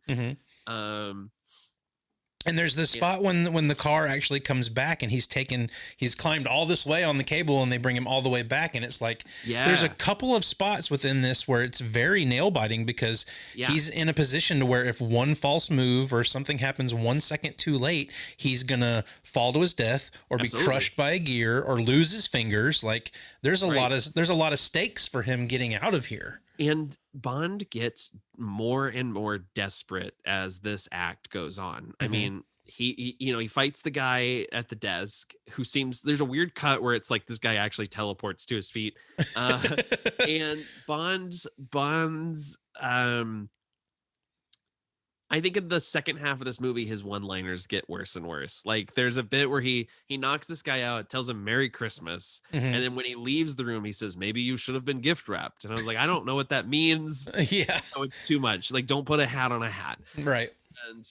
But yeah, we get this great ski chase. Blofeld skis with them. There's some weird rear projection, but it's a good sequence. Right. And a lot of the people, obviously a lot of the actors couldn't ski very well. I believe they got Diana Rigg on skis for a little bit of it. She did, yes. Because she had also done that on the Avengers. Right. And I learned they got this like super like awesome Olympic style skier to a lot of these scenes and could do the one skiing that they were doing down the mountain. And then I think that is so great. Yeah. And they saw this guy's work. I saw this in the behind the scenes. They saw this guy's work just doing the shots and they were like, put a camera in his hands. I got a phone call from Cubby Broccoli asking me if I was interested in working with the Bond people. I was supposed to go for 3 weeks and I was staying for 3 months then, so it was a great adventure. skiing is my profession, or was my profession as an Olympic skier. And I didn't have too much problems with, actually skiing with a camera. He skied forwards, backwards, sideways, from the top of roofs. He was brilliant. This guy could ski backwards as fast as I could go frontwards with a camera. It's insane, right? Because as I was watching it, I was like, how the hell did they get that shot? That is an insane shot, especially for 1969. And the answer is literally yes. They rigged up this giant ass camera to move with him, while he's skiing backwards. And that's also why some of the footage, especially during the raid at the end during the blizzard, looks so grainy and weird, is that they're literally using like handy cams and running out into the thick of it. Yeah. But yeah, there's I love this bit. I mean, the Bond loses one of his skis. He starts panicking, skiing on one ski. He kills one dude with one of his broken skis, like just clotheslines him. Yeah. The quiet fall to the ground. We watched this guy fall for a while. Yeah, that shot, like I remember the first time watching this, and then I forgot about it the second time. But you watch that guy fall almost to the ground. Yes, and then it's replaced with a very obvious dummy, but it's pretty great. Yeah, but I mean, just the fact that they stuck on a real person falling for that long, right? Like that was impressive. Well, and we talked about how great the sequences of Bond wounded running through the crowd in Thunderball. This, I think, tops it. I mean, he is terrified. There's a fear in his face when he's choking out the one guy with the ski, and we see Blofeld and his men through the trees passing by. Yeah. He tries to hide. He like bumps into a bunch of bells inside of a hut, and he fights. I have all caps, bell fight. And they legit like wanted to film that with real bells and all of So like I remember seeing that in the behind the scenes too. Like that was a rough scene to film because they had real bells in there. It was very loud. And it just like I can't even imagine, dude. Like, and Bond is ducking through the crowd while this song about Christmas trees is singing in the background, which is another original song written for the film. He gets scared by this dude in a polar bear suit, and this is like something out of I know this is overused, but this is Lynchian. Like when it keeps cutting back to the guy in the bear suit going, ha ha ha ha, like it's so strange. And he's eventually they're all around him, and he just sits down on a bench, pulls up his collar, and just sits there. And he looks like, I'm dead. I'm going to die. And then Tracy appears in front of him. And it's so improbable, but it gets me every single time. Yeah. As she looks at him and she just goes, James, you're in trouble, darling. And she's smiling at first because she's happy to see him. She's so happy to see him. But once she sees him, she can tell. He's distressed. Yeah. And so she's like, look, go to my car. Let's go. And they drive off. He goes, no sign of, and she's still Tracy. No sign of anyone following us, nor of anyone saying thank you. So she tells him, look, I was in the neighborhood because I wanted to be near you. I was keeping an eye on you. And he's not used to that. And there's no moment where she's like, so what you been up to? But she does know, like, I know you're in trouble, or you could get in trouble. So I've been trying to take care of you. And it's there if you need me. It's this really unexpected role reversal right here. Yes, right. How he has been looking after her the entire movie. You don't get that aspect from her until right then. It's like, oh, there is something here. She does mean something to him. She is his equal. They are partners, and it's great. I mean, she takes him. He's like, I gotta reach London. She takes him to the phone booth, and the shot when he's in the phone booth and the bullets start blasting through the window is just it's so good, and it's followed by a great car chase sequence, maybe the best car chase in the series, and it feels realistic. The way that they're running through the snow, like there's bits where she stops and has to back up just to make sure she has enough like throttle to go forward. And, right. They smash through the crowd into the racetrack. We get a really great joke about looks like we've hit the rush hour. And Tracy is loving this. Yeah. She's making one-liners. She's smiling. She's knocking bad guys off the road.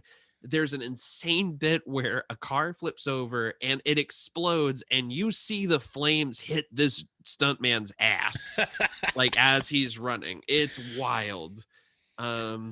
And then after the chase, we get Bond. You know, the one-liners in this aren't the greatest in the world. But no, and a lot of it has to do with his delivery, I think. Yeah, but between he and her, he's like, "See, I told you that crowd would discourage them." You know, like of course it would work. There's a weird thing that he does though when he says his one-liners. There's one coming up, but he says them so matter-of-factly that they don't feel like jokes. It feels like he's just talking about what he saw. Oh yeah. But this sequence in the barn is just beautiful. So he says an agent shouldn't be concerned with anything but himself. And he tells her, he's like, "You've changed me. Like I want you. I want to marry you." And he makes a joke about waiting for marriage to consummate their relationship. And then he knocks her over on top of him, and that is such a silly gag, but the horses in the stable looking away while they start to have sex is really funny. And what is it he says? Right? He's like, "It's not the new year yet," or something like that. It's not New Year yet. That's because he tells her it's my New Year's resolution to wait for marriage. But this is definitely a step back from what we've seen of Bond, especially in coming from You Only Live Twice, where he had a pretty good love interest in that movie, and then there was even a marriage scene in that movie, which kind of made the love interest problematic in that one. But, now even though you've seen Bond, sleep with 2 or 3 women at this compound and whatnot, like you still have no problem believing that he actually cares about her, feels something for her, and is only doing this because it's what he has to do his job. I love you. I know I'll never find another girl like you. It does feel like that, right? And it doesn't seem like it's insane that this movie mostly sells it. And it's because of scenes like this, because there is a tenderness here that is completely at odds with the Bond that we've seen earlier in the movie, who is literally following a script. I mean, he's straight up like, well, these words worked last time, you know, but he's never said this to anyone before. And the next morning they leave, they're skiing away, they're joyous. It does feel like maybe one ski chase too many within 10 minutes. That's a couple of notes I had. Is there's 2 things that I think go on a little too long here. One is that I think there is one too many ski chases, and the other is the final, the third act battle, I guess you would call it. Really? Man. Okay. I feel like the snow sled scene goes on a little too long. Maybe. I don't know. So this sequence, it goes on a little bit long, but there's a couple of differences. There's some fun jumps, like they're like jumping off of the cabins and stuff like that. And then because I was literally like, I'm kind of bored. Why do I like this sequence again? And then a dude goes into a thresher and explodes. This is the most gruesome scene we've ever had in a Bond movie. It's so goopy. It's so good though. Like I was loving every second of it. And Bond's one-liner is, "He had a lot of guts." That's the one-liner that works for me in this movie. Oh, see, I think it's so bad because it seems like he's just pointing at things. He's like, "Look," like later on in the movie, he would just be like, "I'm in an airplane." Like, there's a really nice matchup between like the stock footage and the miniatures and all the rear projection. I mean, it's a hell of a sequence. And a lot of it holds up really well. There's like one shot that's literally like they've put 2 miniatures like projected over the avalanche footage, and it works really well. And Blofeld's like, "Hey, go dig that girl out." And it's unclear why he wants Tracy all of a sudden, other than to give us like a damsel for the final act, right? Right. And again, we've already touched on how I think she's a strong character. Like even when she's put in that position, she holds her own. She's not stupid about anything. Like she doesn't play the damsel in distress like we've seen in so many of these movies so far. Well, we've seen so many of these movies where the capable woman character is all of a sudden all of her agency is taken away, right? Right. And even in this, it almost serves to tell us like he thinks she's another damsel in distress, but she's breaking bottles and stabbing motherfuckers. Yeah. And it rules. This scene, this is kind of where it kicks off the where this movie obviously has influenced a lot of movies throughout Hollywood. Yes. This scene in particular reminds me a lot of the end scene in Solo. Oh yeah, absolutely. Like when the way the room is set up with the windows, the fact that she is playing him while he's playing her. I forgot Solo was a movie. I will be fully honest with you. I have not thought about Solo since I saw it in the theaters. Not a fan, I presume. I'm not. Is it worth revisiting, you think? I honestly walked out of Solo loving it, and I've watched it multiple times since. Interesting. Like I had a lot of problems with just the production of that movie when they announced it. Like, who are you going to get to replace Harrison Ford and all of those things? And I don't think. Yeah, the failings of that movie are not on his shoulders. I don't think. And I think he's good. But I think that movie is a very fun Star Wars adventure movie. I'll give it a shot. I'll give it another shot. I remember at the time my big takeaway was, man, I would love more Donald Glover as Lando Calrissian. And now there's a lot of like up in the air as if they're going to continue using him for that character now. They better. I mean, he's so good. He's so good. And you can tell he loves doing it too. Like, he's having a blast. I agree. I mean, right before we get a couple scenes with Tracy and Blofeld, but we also get this really ahead of its time shot of Bond remembering his own rescue projected over M's window in his office, where Bond's like looking out the window. It's an incredible shot, especially for the time. And M just basically says, look, you failed. Blofeld's going to be paid off. He's going to be named a count by midnight tomorrow, or we're all going to die. And Bond's reaction to that is very plainly, okay, so I have 16 hours to wreck his shit. I'm going to go do that. I can blow up Piz Gloria, and I can make sure that these girls are taken care of. I can do all of that. Also, he has the woman I love, and M, very cold. This department is not concerned with your personal problems. Yeah. Is that understood? So Bond goes, sure. He calls Draco and says, I'd like to interest you in a demolition deal. Which rules. What he should have said is, I have 16 hours to become the third act of Inception. Right. Oh my God. Right. So I think I mentioned this to you during was it the Thunderball episode where I was like, you should look in the sky, Hook. Like I was like, you would not believe how much Christopher Nolan has ripped off another movie coming up. Like, I gotta watch Tenet again to see if he took anything from James Bond for Tenet, because like he took something from I want to say The Spy Who Loved Me for Dark Knight Rises. Like the mid-flight heist is like full on a Bond sequence.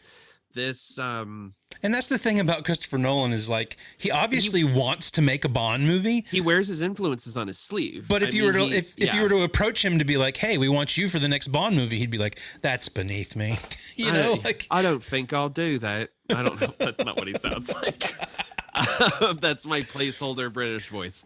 No, it's weird because this is the one where he has full on said, this is Christopher Nolan's favorite film of all time. Yeah.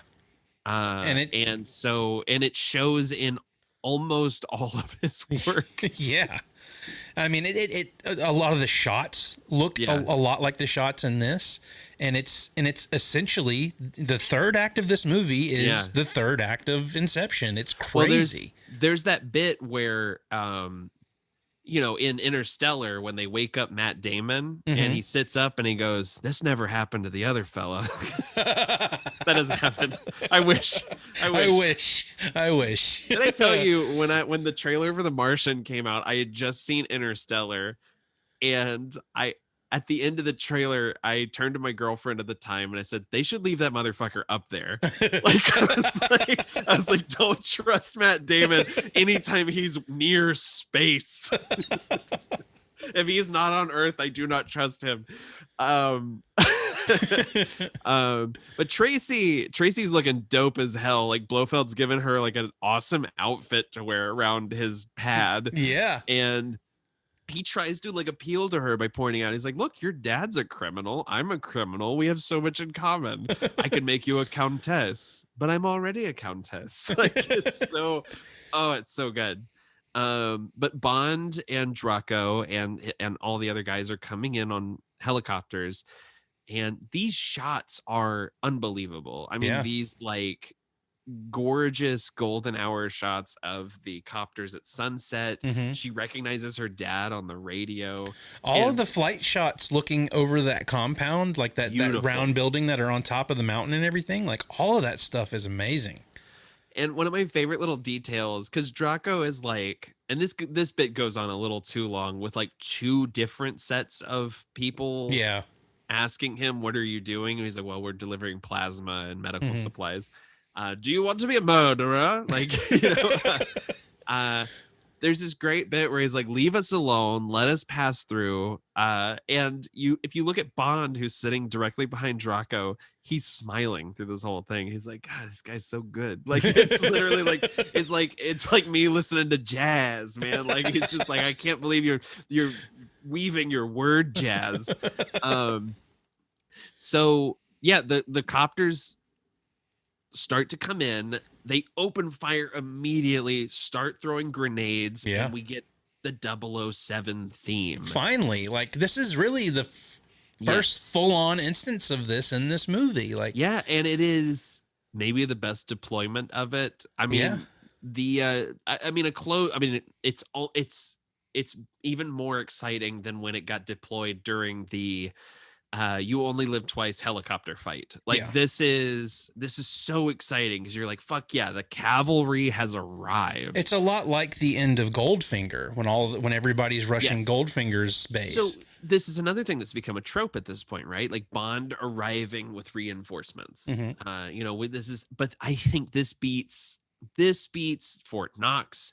This beats the volcano lair in the last movie. I love this sequence. Well, the set pieces here are a lot more thrilling, and you get a lot more in-camera action with the actors in this, I think. But also you're following Bond throughout. Like my biggest issue with the raid on Blofeld's lair and You Only Live Twice is the fact that we lose James for so much of that. Yeah. You know, we're just watching ninjas with machine guns mowing down dudes in gray suits. Yeah, it's the same in Goldfinger. He's fighting Oddjob underground while everybody else is overtaking. Yeah, while we're watching the U.S. Army fight the other guys.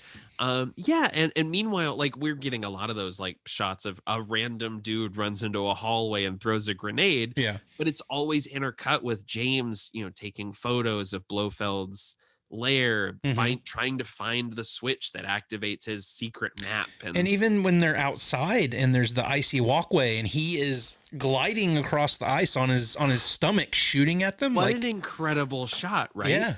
Which apparently like Peter Hunt during filming, someone was like, oh my God, I'm going to slip down this thing. And he goes, everybody, I've got an idea. Great idea. Like there's this incredible like story where he's just like, we came up with that on the day. He's like, George, take this gun, lay down. We're going to push you from out of frame. And I just want you to spray the camera with caps. And it's so good. Yeah. And Tracy gets her own action sequence. She's fighting these dudes in the lair. And Bond finally finds her, says, Tracy, darling, and then turns to this dude with a gun and like unloads like 30 bullets into him. Takes his gun in front of her, takes his gun and says, guns make me nervous. And she smiles. Yeah. She's like, loving every second of it, man. That is my man. Yep. And that's the other thing that makes this so great between the two of them is like, she is fully accepted like who he is. Yes. And does not care. Like, and loves him. Yeah. Like loves him. It's almost, and the heartbreaking part of the end of this movie is that we don't, like, I would love to see the pair of Bond and Tracy. I know. Like having adventures together. Like it would be so good. Yeah. I mean, but in the meantime, I mean, this action sequence is unbelievable. There's a fire stunt, a dude with a flamethrower. They set a bomb, and Draco is very matter of fact. Like James knows the schedule. Like if he's gonna survive, he's just gonna have to meet us at the helipad. Yeah. And Draco knocks Tracy out because she doesn't want to leave James. Right. And it's a better scene without the joke that follows it up, where he kind of like makes a joke about it. And I'm just like, there's more weight to this moment if he just knocks her out. Yeah. And so it's one of those things where I'm like, I get that you like didn't want this like really heavy moment, but this calls for it, right? Yeah. Yeah. I mean, there's a tone to this movie that is a lot different than the other ones. Yes. While there is comedy interjected into this one, it works in certain moments, but I think it works when it needs to, and if it doesn't hit, it's fine. Like it doesn't hurt the movie for the most part. For the most part, but there's a couple of jokes where I'm like, this was the time to play it straight, right? Yeah. Mm-hmm. Like especially during the chase, leaving the compound the first time. I'm like, Right. I don't need these jokes because it erases the stakes of Bond feeling like he's cornered. Right. Once he's with Tracy, they've made love, they're escaping together. I'm like, make all the terrible jokes you want because you are showing me that you are happy again. Right. You know? But nothing makes me happier than the note that I wrote, which is cool runnings chase. Which is this fucking luge chase scene, which I agree goes on a little long, but I think it's so well directed. The fight choreography is so good, even though it's very frenetic. I mean, my biggest issue with this fight scene is like, how long could you feasibly hang on to this fight on a snowmobile or whatever the hell, the snow sled? But like, yeah. But there's more influence I see in other stuff from this. Like I was getting major Speed Racer vibes off of this. God, I love, yeah. And I was getting Indiana Jones and the Last Crusade. I got Temple of Doom from this. The cart chase in Temple of Doom. I'm thinking the scene in Indy in part 3 when he's on the tank and they're against, and he's getting his head pushed into the side of the which is my favorite. Yeah, one of my favorite set pieces in movies. I was getting that. I was getting Speed Racer. It's giving me Speed Racer. It's giving me Indiana Jones. There was one other sequence that it really reminded me of, and now I can't. Oh, a little bit of Tron, right? Yeah, like lights, you know. But it's just a good chase sequence, and the fact that like Blofeld runs out of bullets and fucking throws his gun. Yeah, he drops a grenade at his feet, and in any other movie that would be the end of the sequence. But he still gets it out, chucks it, and Bond. The shot of the explosion where Bond is thrown from his cart is like upsetting. Yeah. He manages to jump back onto Blofeld's cart, and this hand-to-hand fight is great. I mean, you want to talk about Blofeld getting his hands dirty in this movie. He's ready to kill James with his bare hands. And instead, Blofeld, like Beverly Hillbillies style, wrecks his shit on a tree. He's branched off. He branched off. Who are you saying that for, James? Come on. But then there's this hilarious bit where James jumps off the track as the cart flies through the air and crashes, and it's just made of wood. But I kept thinking, how fucking hilarious would it be if the cart exploded like just in a fucking fireball? It's like the end of fucking Running Man when when he goes to, it's like there's no reason that this thing should blow up right now. Actually, this sequence has real Running Man vibes too. Does. That's so true. I wish the cart had exploded, but it doesn't, and he doesn't go back to get Blofeld. Right. Which is an odd little cut. Yeah, I don't know if he assumed that that killed him or what. And I Or do if like. they went, there should have been one line where we were like, well, his body was gone when we went back to look for it. Yeah. You know, it's just it feels like there's stuff left undone and unsaid that James wouldn't leave. And the one thing I do like about it, though, that I did notice the second time, didn't notice the first time, is when we do see Blofeld later. Yeah. He has a neck brace on. He's a neck brace and maybe a tracheotomy. Maybe. I can't tell if that's or if it's just like a little like screw in the neck brace. But it's I mean, he's not feeling good. No. But the next day, James goes and gets Tracy's ring in this lovely little silent sequence. And we cut to introducing Mr. and Mrs. James Bond. They're cutting the shot of Moneypenny's face when they cut the cake. That was destroys me. Yes. Like when you cut to her and you see M and Q and all of them, and like when you cut over to Moneypenny, like as soon as I saw her, I was like, "Oh, Moneypenny!" Like, but doesn't this almost feels like the movie is saying, "Oh, this is the end of James Bond's story." We get like a repeat of all the characters. We get M enjoying himself at a party. We get Q saying like, I respect you. I know we haven't always seen eye to eye." Him loving Tracy because she goes, "Oh, he's irresponsible," you know, and he goes, "Exactly." I've been saying it for years, you know. Yeah, but he puts his arm around James's shoulder and just like tells him like says, "I'm proud of you." Not those exact words, but it's just a lovely little moment. Moneypenny saying, "I always cry at weddings," and we get this like beautiful shot of the three of them together. James throws his hat to her one more time. That was, you know, there's certain scenes in movies that will affect me emotionally, and I'm like, "Oh," and then like it will counterbalance that with one more thing that will just send me over the edge. That got you, and like. Key instance in this is like Marley and Me, you know, a movie and book that are, you know, designed to make you feel your feelings. I hung with that movie till the very end, even when the dog was, spoiler alert for everybody out there, when the dog was going to die, like I was like, I accepted it. It was part of the story. I was fine with it. Like it moved me, but like it didn't get me, you know? Yeah. And there's a spot in there, like, I don't know if you've seen the movie or read the book, but yes. there's a necklace that is important to Jennifer Aniston's character. And he eats it at some point in the movie, and then they have to take him to the hospital and get it out, all that stuff. Well, at the end when they're... I'm sorry. I love so much that you are sharing with me your Marley and Me truth. I in this episode, please continue. But the moment when they're burying the dog, it's emotional already, and I'm fine. I've accepted what's happened. But when she takes that necklace off and puts it in there, and I lost my cookies. It's the last straw. And it's, you know, we've already mentioned Star Wars. It was like the last episode of Mando season 2 when we got introduced to Luke back into the story.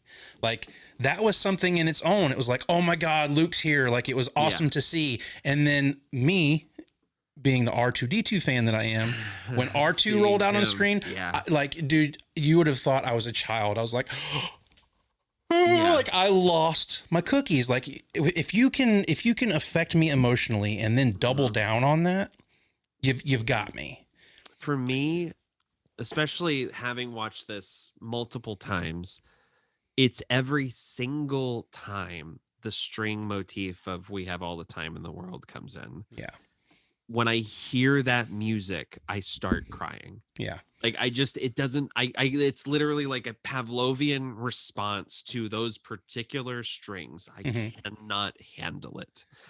But when he throws the hat to Moneypenny, which is his way of throwing her a bouquet. Yeah. Right. And it got me on this one. And that's not even the part I'm supposed to be getting emotional at, really. You know, we're getting to the point of no return for me, because there's this lovely moment where Draco reminds Tracy, "Teresa, you're supposed to obey your husband in all things." She goes, "I will obey him as much as I have you." And that is perfect. Absolutely. And the fact that he gives Bond the £1 million that he promised. Bond gives it back because the money wasn't the point. It was never about the money for him. Yeah. And they drive off, and they are first, someone drives by honking their horn because it's these kids basically like say it with flowers. They're, congratulating them. So he pulls over. He's like, yeah, we look like a flower shop ad. Like we should pull our, flowers off. He starts to pull the flowers down. Irma Bunt and Blofeld driving, which is interesting to me, drive by, and Irma opens fire on the car. He goes around. It's Blofeld. And she's just still in the passenger seat. Yeah. There's a moment of realization for him. Like you said, like he is still in it. He's like, Blofeld, that was Blofeld. Like you can tell. We gotta go. I gotta tell him, like, we gotta make this happen. And there's this very surreal moment with a police officer pulling up, not saying a word, looking in. And James is lost. And he says, it's all right. She's having a rest. We'll be going on soon. There's no hurry, you see. We've all the time in the world. And so I was going to try so hard not to cry during this episode. It obliterates me. And this scene took a full day to film. Peter Hunt says he had him read this over and over again. And he said, I got to the point where I wanted it to break him. I wanted to pull this performance out of him by exhausting him.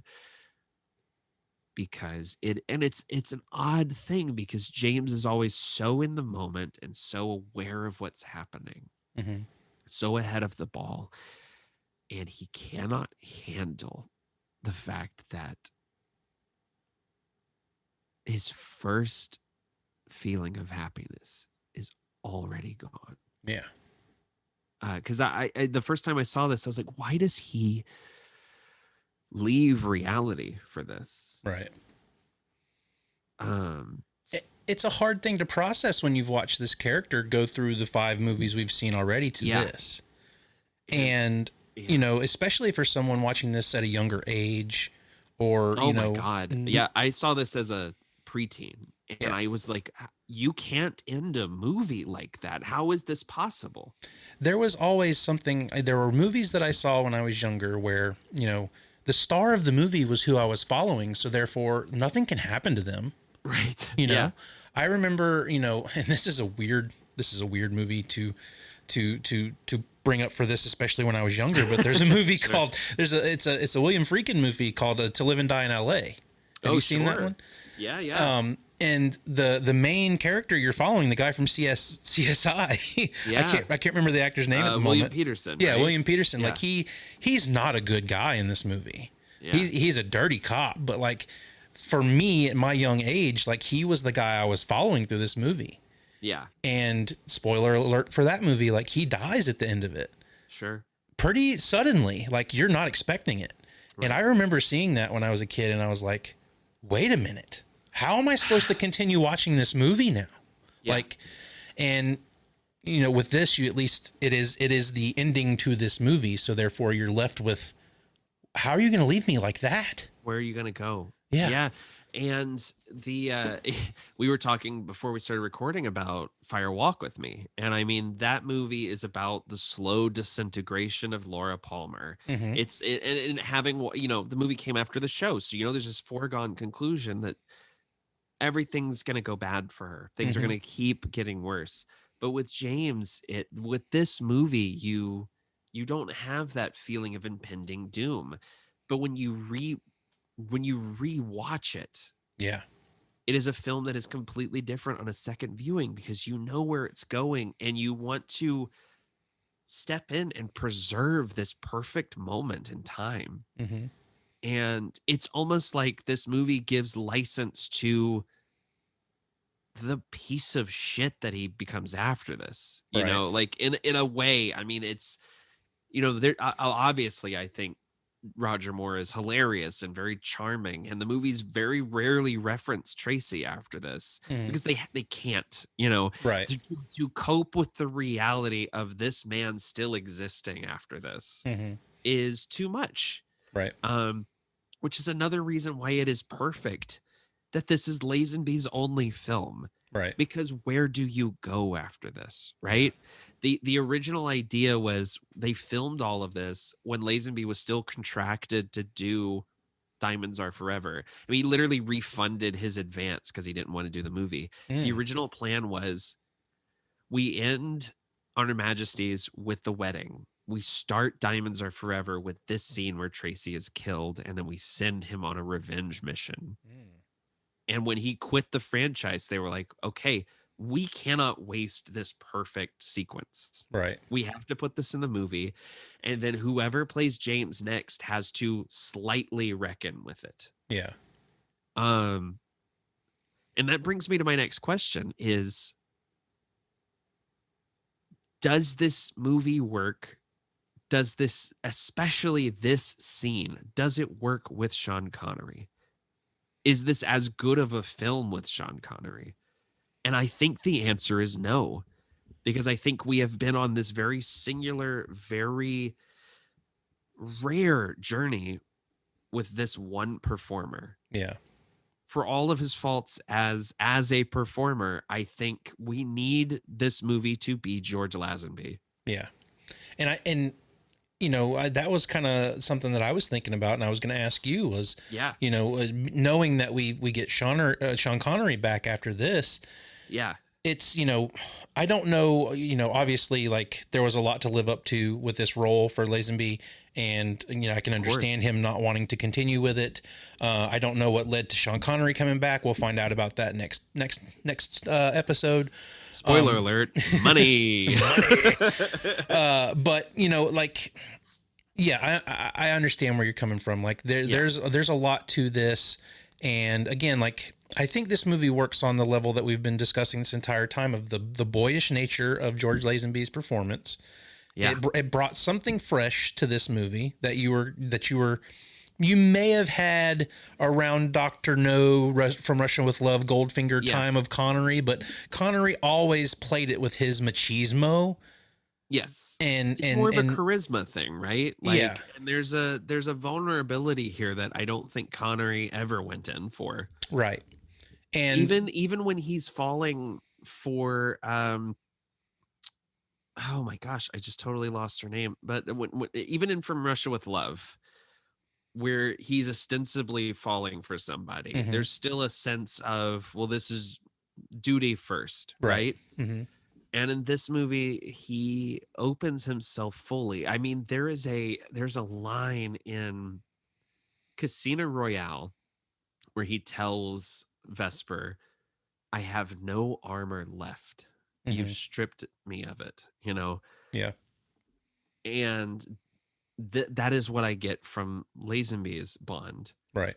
Is that Tracy is the only person who's ever seen him for who he is and loved him and accepted him, and the tragedy of them. Because, I mean, we can talk all day about characters being fridged to, motivate male characters, right? Women being fridged.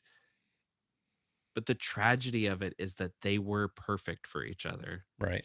And he will never have that again. Right. And that's, and that's kind of what I wanted to ask about, only knowing really the Craig Bond movies and knowing that there's this sense of him falling for a girl, losing her in that in those movies, and how much this movie played a role in what those movies became, because, Oh, absolutely. I mean, in the books, Casino Royale came first, which gives, I think, maybe even more weight to the fact that Tracy was able to erase Vesper for him. Right. And I mean, shit, when we get there in like 3 years, I will talk for hours about Vesper Lind, but, yeah, I mean, we've gotten used to this idea of to the point where like the producers told Roald Dahl, writing You Only Live Twice, well, we have to have 3 girls, and one of them is the girl that dies. And it's just like a trope. And Tracy's not a trope; she's a human being. Yeah, and there's a realism to this character and a weight to their relationship that makes it feel different from all of the others. Yeah, there's never been a character that he's been involved with. Maybe I can't remember her name, but the first love interest in You Only Live Twice, before she dies. Yeah. That was the first instance we've got of him really kind of showing a lot of interest in a person and like kind of falling for them. And then you lose her throughout halfway through that movie. And then it's played to a point where he marries this other girl and goes after her. So it's kind of played terribly in that movie. Yeah. So this is the first instance where like she has been our main constant throughout this entire movie. We're invested in her. She's a strong character. Yes. And even though Bond plays his plays his hand and plays these girls at this retreat or whatever and does what he does with them there, like you never feel a sense of like, he's forgotten her. Yeah, he's turning his back on Tracy and doing this. Like, well, she's and I think always part of that there. helps that he is playing a character when he's there also. Yeah. And it's the ugly part of spy work. I mean, it's not morally great. Right. But I buy it in the context of this story. Because it's not like there's other movies where he literally sleeps with someone and then he's like, oh, you're a spy? Great. Let me find out stuff. Like there's so many movies where it's just like, no, I want this because you owe it to me as a woman. You know what I mean? Like, and again, that comes back to like the general overall menace of Connery's Bond. And I think a lot of it has to do with the performances of Lazenby and Diana Rigg. Lazenby has this innocence about him, even though he's very swaggering. He's constantly putting on poses, and the guy can throw a punch. At the end of the day, he is there is something about him that feels significantly more approachable than Connery's Bond, and more sincere than Connery's Bond. Connery's Bond always feels like he's got 5 layers up in front of the person he's talking to, which is great for playing a stone cold assassin. But for what the story calls for here, I think Lazenby is exactly the right performer. Yeah, and I think Rigg is meeting him in every regard and exceeding him in many areas. Yeah, I honestly like. I really enjoy Lazenby's performance in this. I think he's good. I would love to have seen him do more. But I think Diana Rigg is the MVP of this movie. I think she's amazing. Yes, I agree. And I think when we get to the next film, you're going to feel the loss of Lazenby even more. Not to take anything away from Connery, although he is pretty much sleepwalking through the next movie. Spoiler alert. You want to see the world where we got the revenge picture, right? You want, especially when we leave him here, and it's one of the most jarring things in the world, because the movie gives us a few moments of silence, right? Gives us the production credits, and then James Bond will return in Diamonds Are Forever. Right. It's so jarring. Yeah. And it feels like even at the time they were like, we cannot leave the audience without at least another rousing, reprisal of the theme song. And I was almost wondering if we were going to get the James Bond will return in this one, because it normally comes at the beginning of the credit roll. Right. Or at least somewhere within the beginning. And then in this one, they wait until that last moment to give you that. And it does feel like they're like, we need to give this some weight. But at the same time, I mean, ending a major studio picture like this in 1969 is insane. Especially because these had become known, especially since Goldfinger and Thunderball, as these crowd-pleasing adventure movies. And the fact that this one deals with a lot more shades of gray and ends with the hero not winning, losing everything. And And maybe it's just such a stark contrast. Yeah, and maybe, you know, if I would have seen this as a kid, I'd probably feel different about this movie, maybe. But as an adult and really enjoying bleak, dark endings. Yeah, man, absolutely. Oh, shit, look, little subtle plug for my other show, Silver Linings Playlist, where we find the silver linings in some of cinema's bleakest endings. That's what I'm all about. One of my greatest regrets is the season before I joined the show they did on Her Majesty's Secret Service. So I'll go ahead and give you the floor here. What would be your silver lining to on Her Majesty's Secret Service? God, I mean, the only silver lining I can find here is that James prevented Blofeld from releasing his virus, because on a personal level, there's no victory here for James. Right. Like his life is irrevocably changed.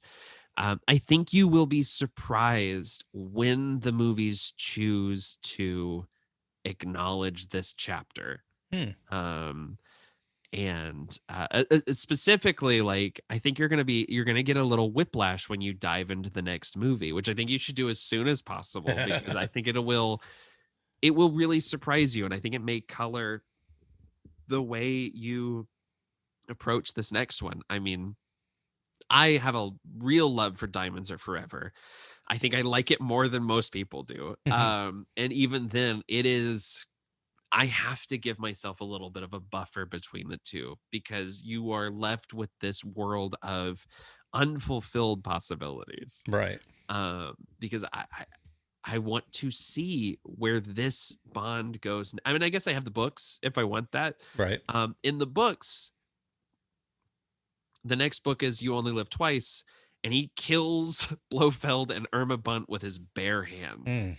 Literally strangles them to death. Right. And I'm just like, you know, very Lucille Bluth, good for her kind of moment. Like,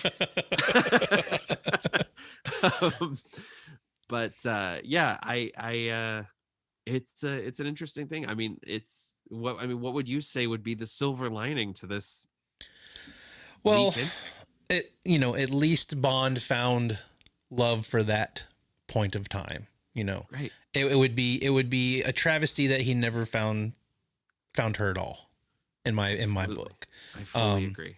And, you know, even though this movie ends on the downer that it does, like, I'm glad it's there, and I'm glad I have it to come back to, because it's the most interesting I've seen Bond so far, because we're getting a little more personal. Would you put this over? I mean, you would say this is the best one we've done so far? I have enjoyed this one. It's either slightly above or right there with From Russia with Love. Yeah.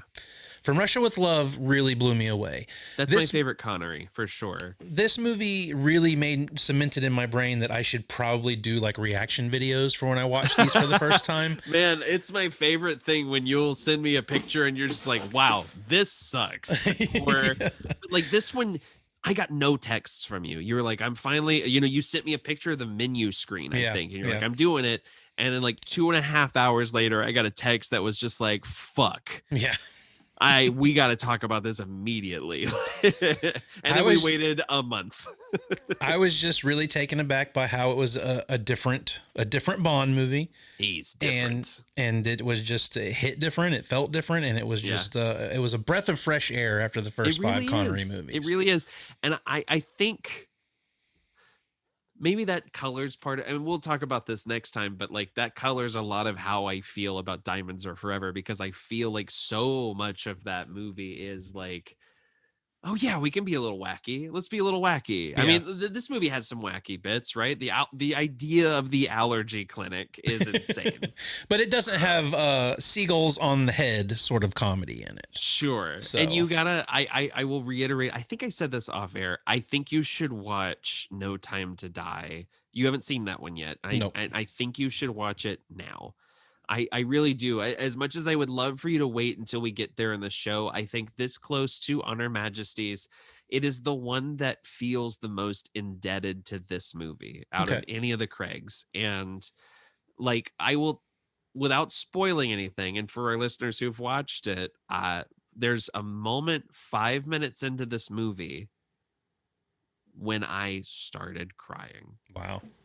I mean, seeing it in the theater, I all I will say is the Pavlovian response kicked in, and that's all I will say. But yeah, man, this is the one. This is the one I have been, more than any of the others, I've been waiting to talk about this movie, and I'm so thrilled that we've finally gotten the chance to do it. Yeah, and this is one, you know, I will go ahead and say, like, I mean, this is the only George Lazenby, so I mean, obviously, we're not going to be able to do any kind of a ranking with him. It's the top one of the George Lazenby Bond movies. Absolutely is, and you know, I will definitely be giving this movie a few more rewatches. I mean, it's good enough to where, like, if I don't revisit any other Bond movie, it will be this movie that I revisit. I went through a really horrible breakup a few years ago, and my parents at the time asked me, "What do you want to do for your birthday?" And I said, "I want to get sushi, I want to get drunk, and I want to watch On Her Majesty's Secret Service." And that is what we did.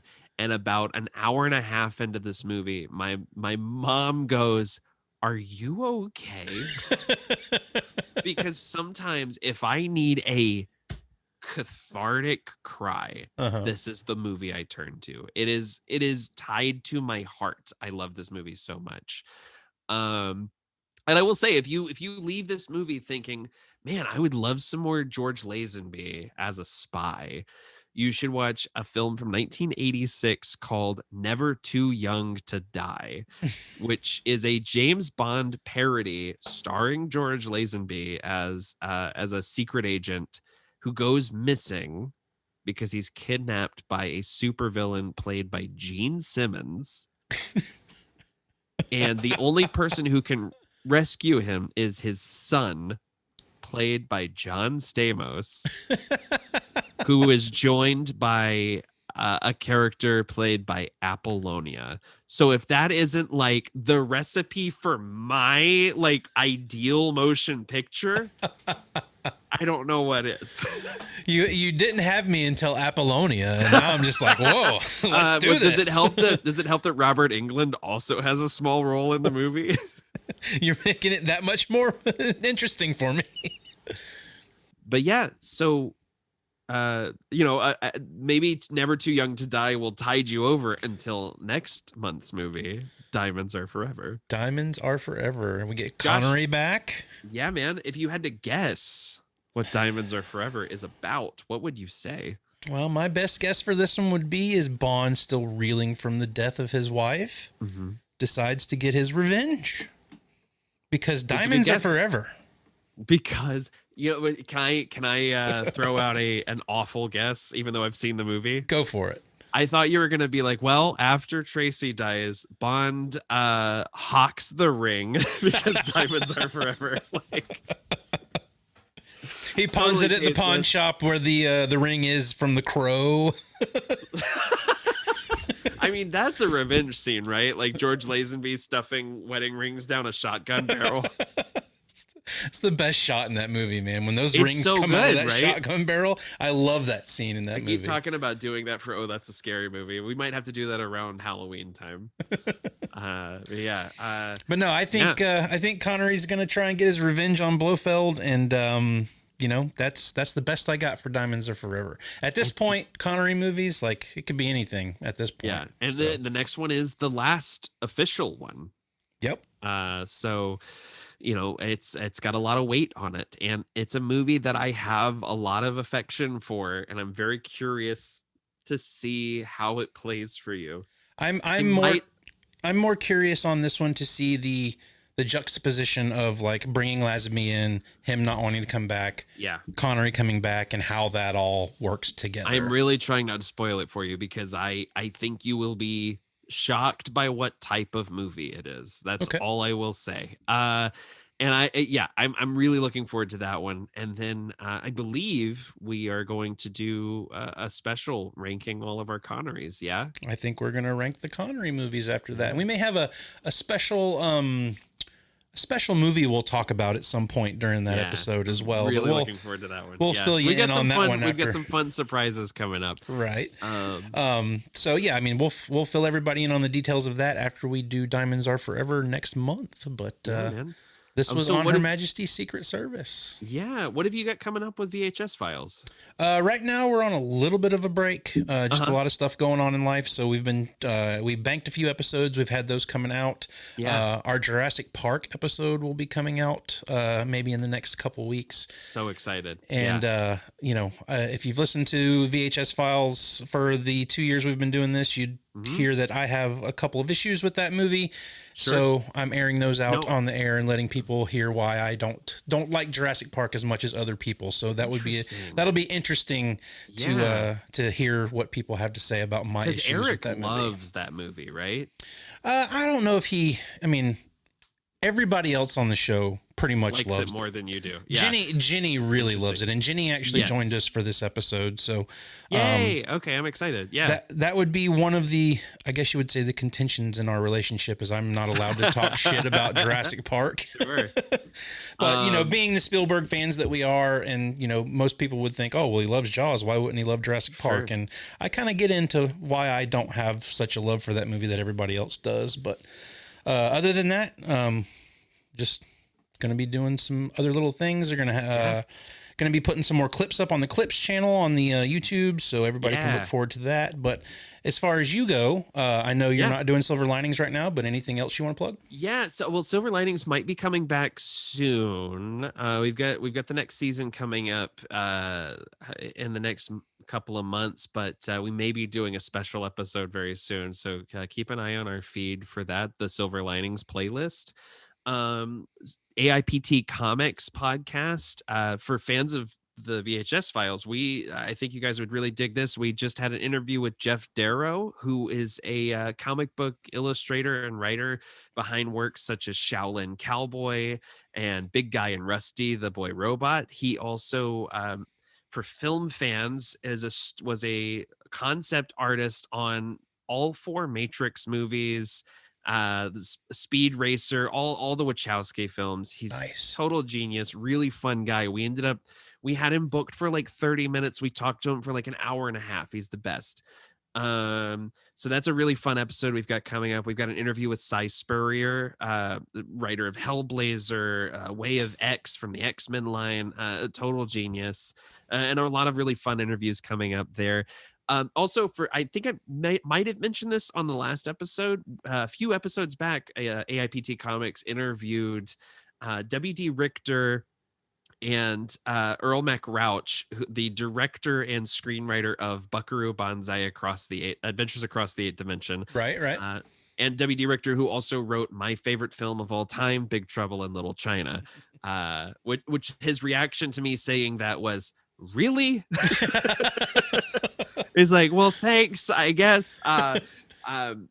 Also, I've got That's a Scary Movie. We have new episodes every single week. We recently dropped an episode on The Others, starring Nicole Kidman, which was a blast to revisit. We also have an episode, I think when this drops, we'll have just released our episode on Friday the 13th, 2009, the remake. Oh, okay. Which I have a lot of love for. Same here. I know. Yeah, man, it rules, right? It's one of the best remakes they've done, and people still find a way to shit on it. It's so strange because like people were like, "Oh, we're waiting for the script to be right," and I'm like, "It's a Friday the 13th movie, right? What's wrong? What is wrong with this movie about Jason stalking people in and around a camp? That's not great about the other ones, right? Exactly. None of those movies have the line, "You've got stupendous tits." It's the best moments from the first 4 Friday the 13th movies. And I make that argument in this episode because Ashley, my co-host, has only seen the original film and the remake. Oh, wow. And I was telling her like this movie is literally a greatest hits clips package of parts 1 through 4. Yep. And I love it for that. From the screenwriters of Freddy vs. Jason, minus David S. Goyer. It's a lot of fun. But yeah, man, we've got all that going on, and I'm literally counting down the days until we can talk about Diamonds Are Forever. Well, tune in to us next month when we come back to talk Diamonds Are Forever. Absolutely. Leave us a comment on the YouTube video. Let us know what you think about On Her Majesty's Secret Service. Where would you rank it in the Bond films? Yes. Tell us what your problems are with it if you have any. Don't see a whole lot there myself, but yeah, and make sure you hit that subscribe button so you know when we're putting out new videos. We have a new For New Eyes Only once a month when we don't have life interrupting it. But it's looking good for the foreseeable future, right? Like, right. I think so. I finished a move. I'm settled. I know I'm saying that as I'm recording in my parents' house right now, but I will next time I will be in my own office with my own cool background. Not as cool as Josh's. I don't have nearly any VHS, I don't think. But I have plenty of pop figures, so it'll balance out. All right, man. Well, we will be back next month with Diamonds Are Forever. And until then, Nathan, stay shaken. Never stirred.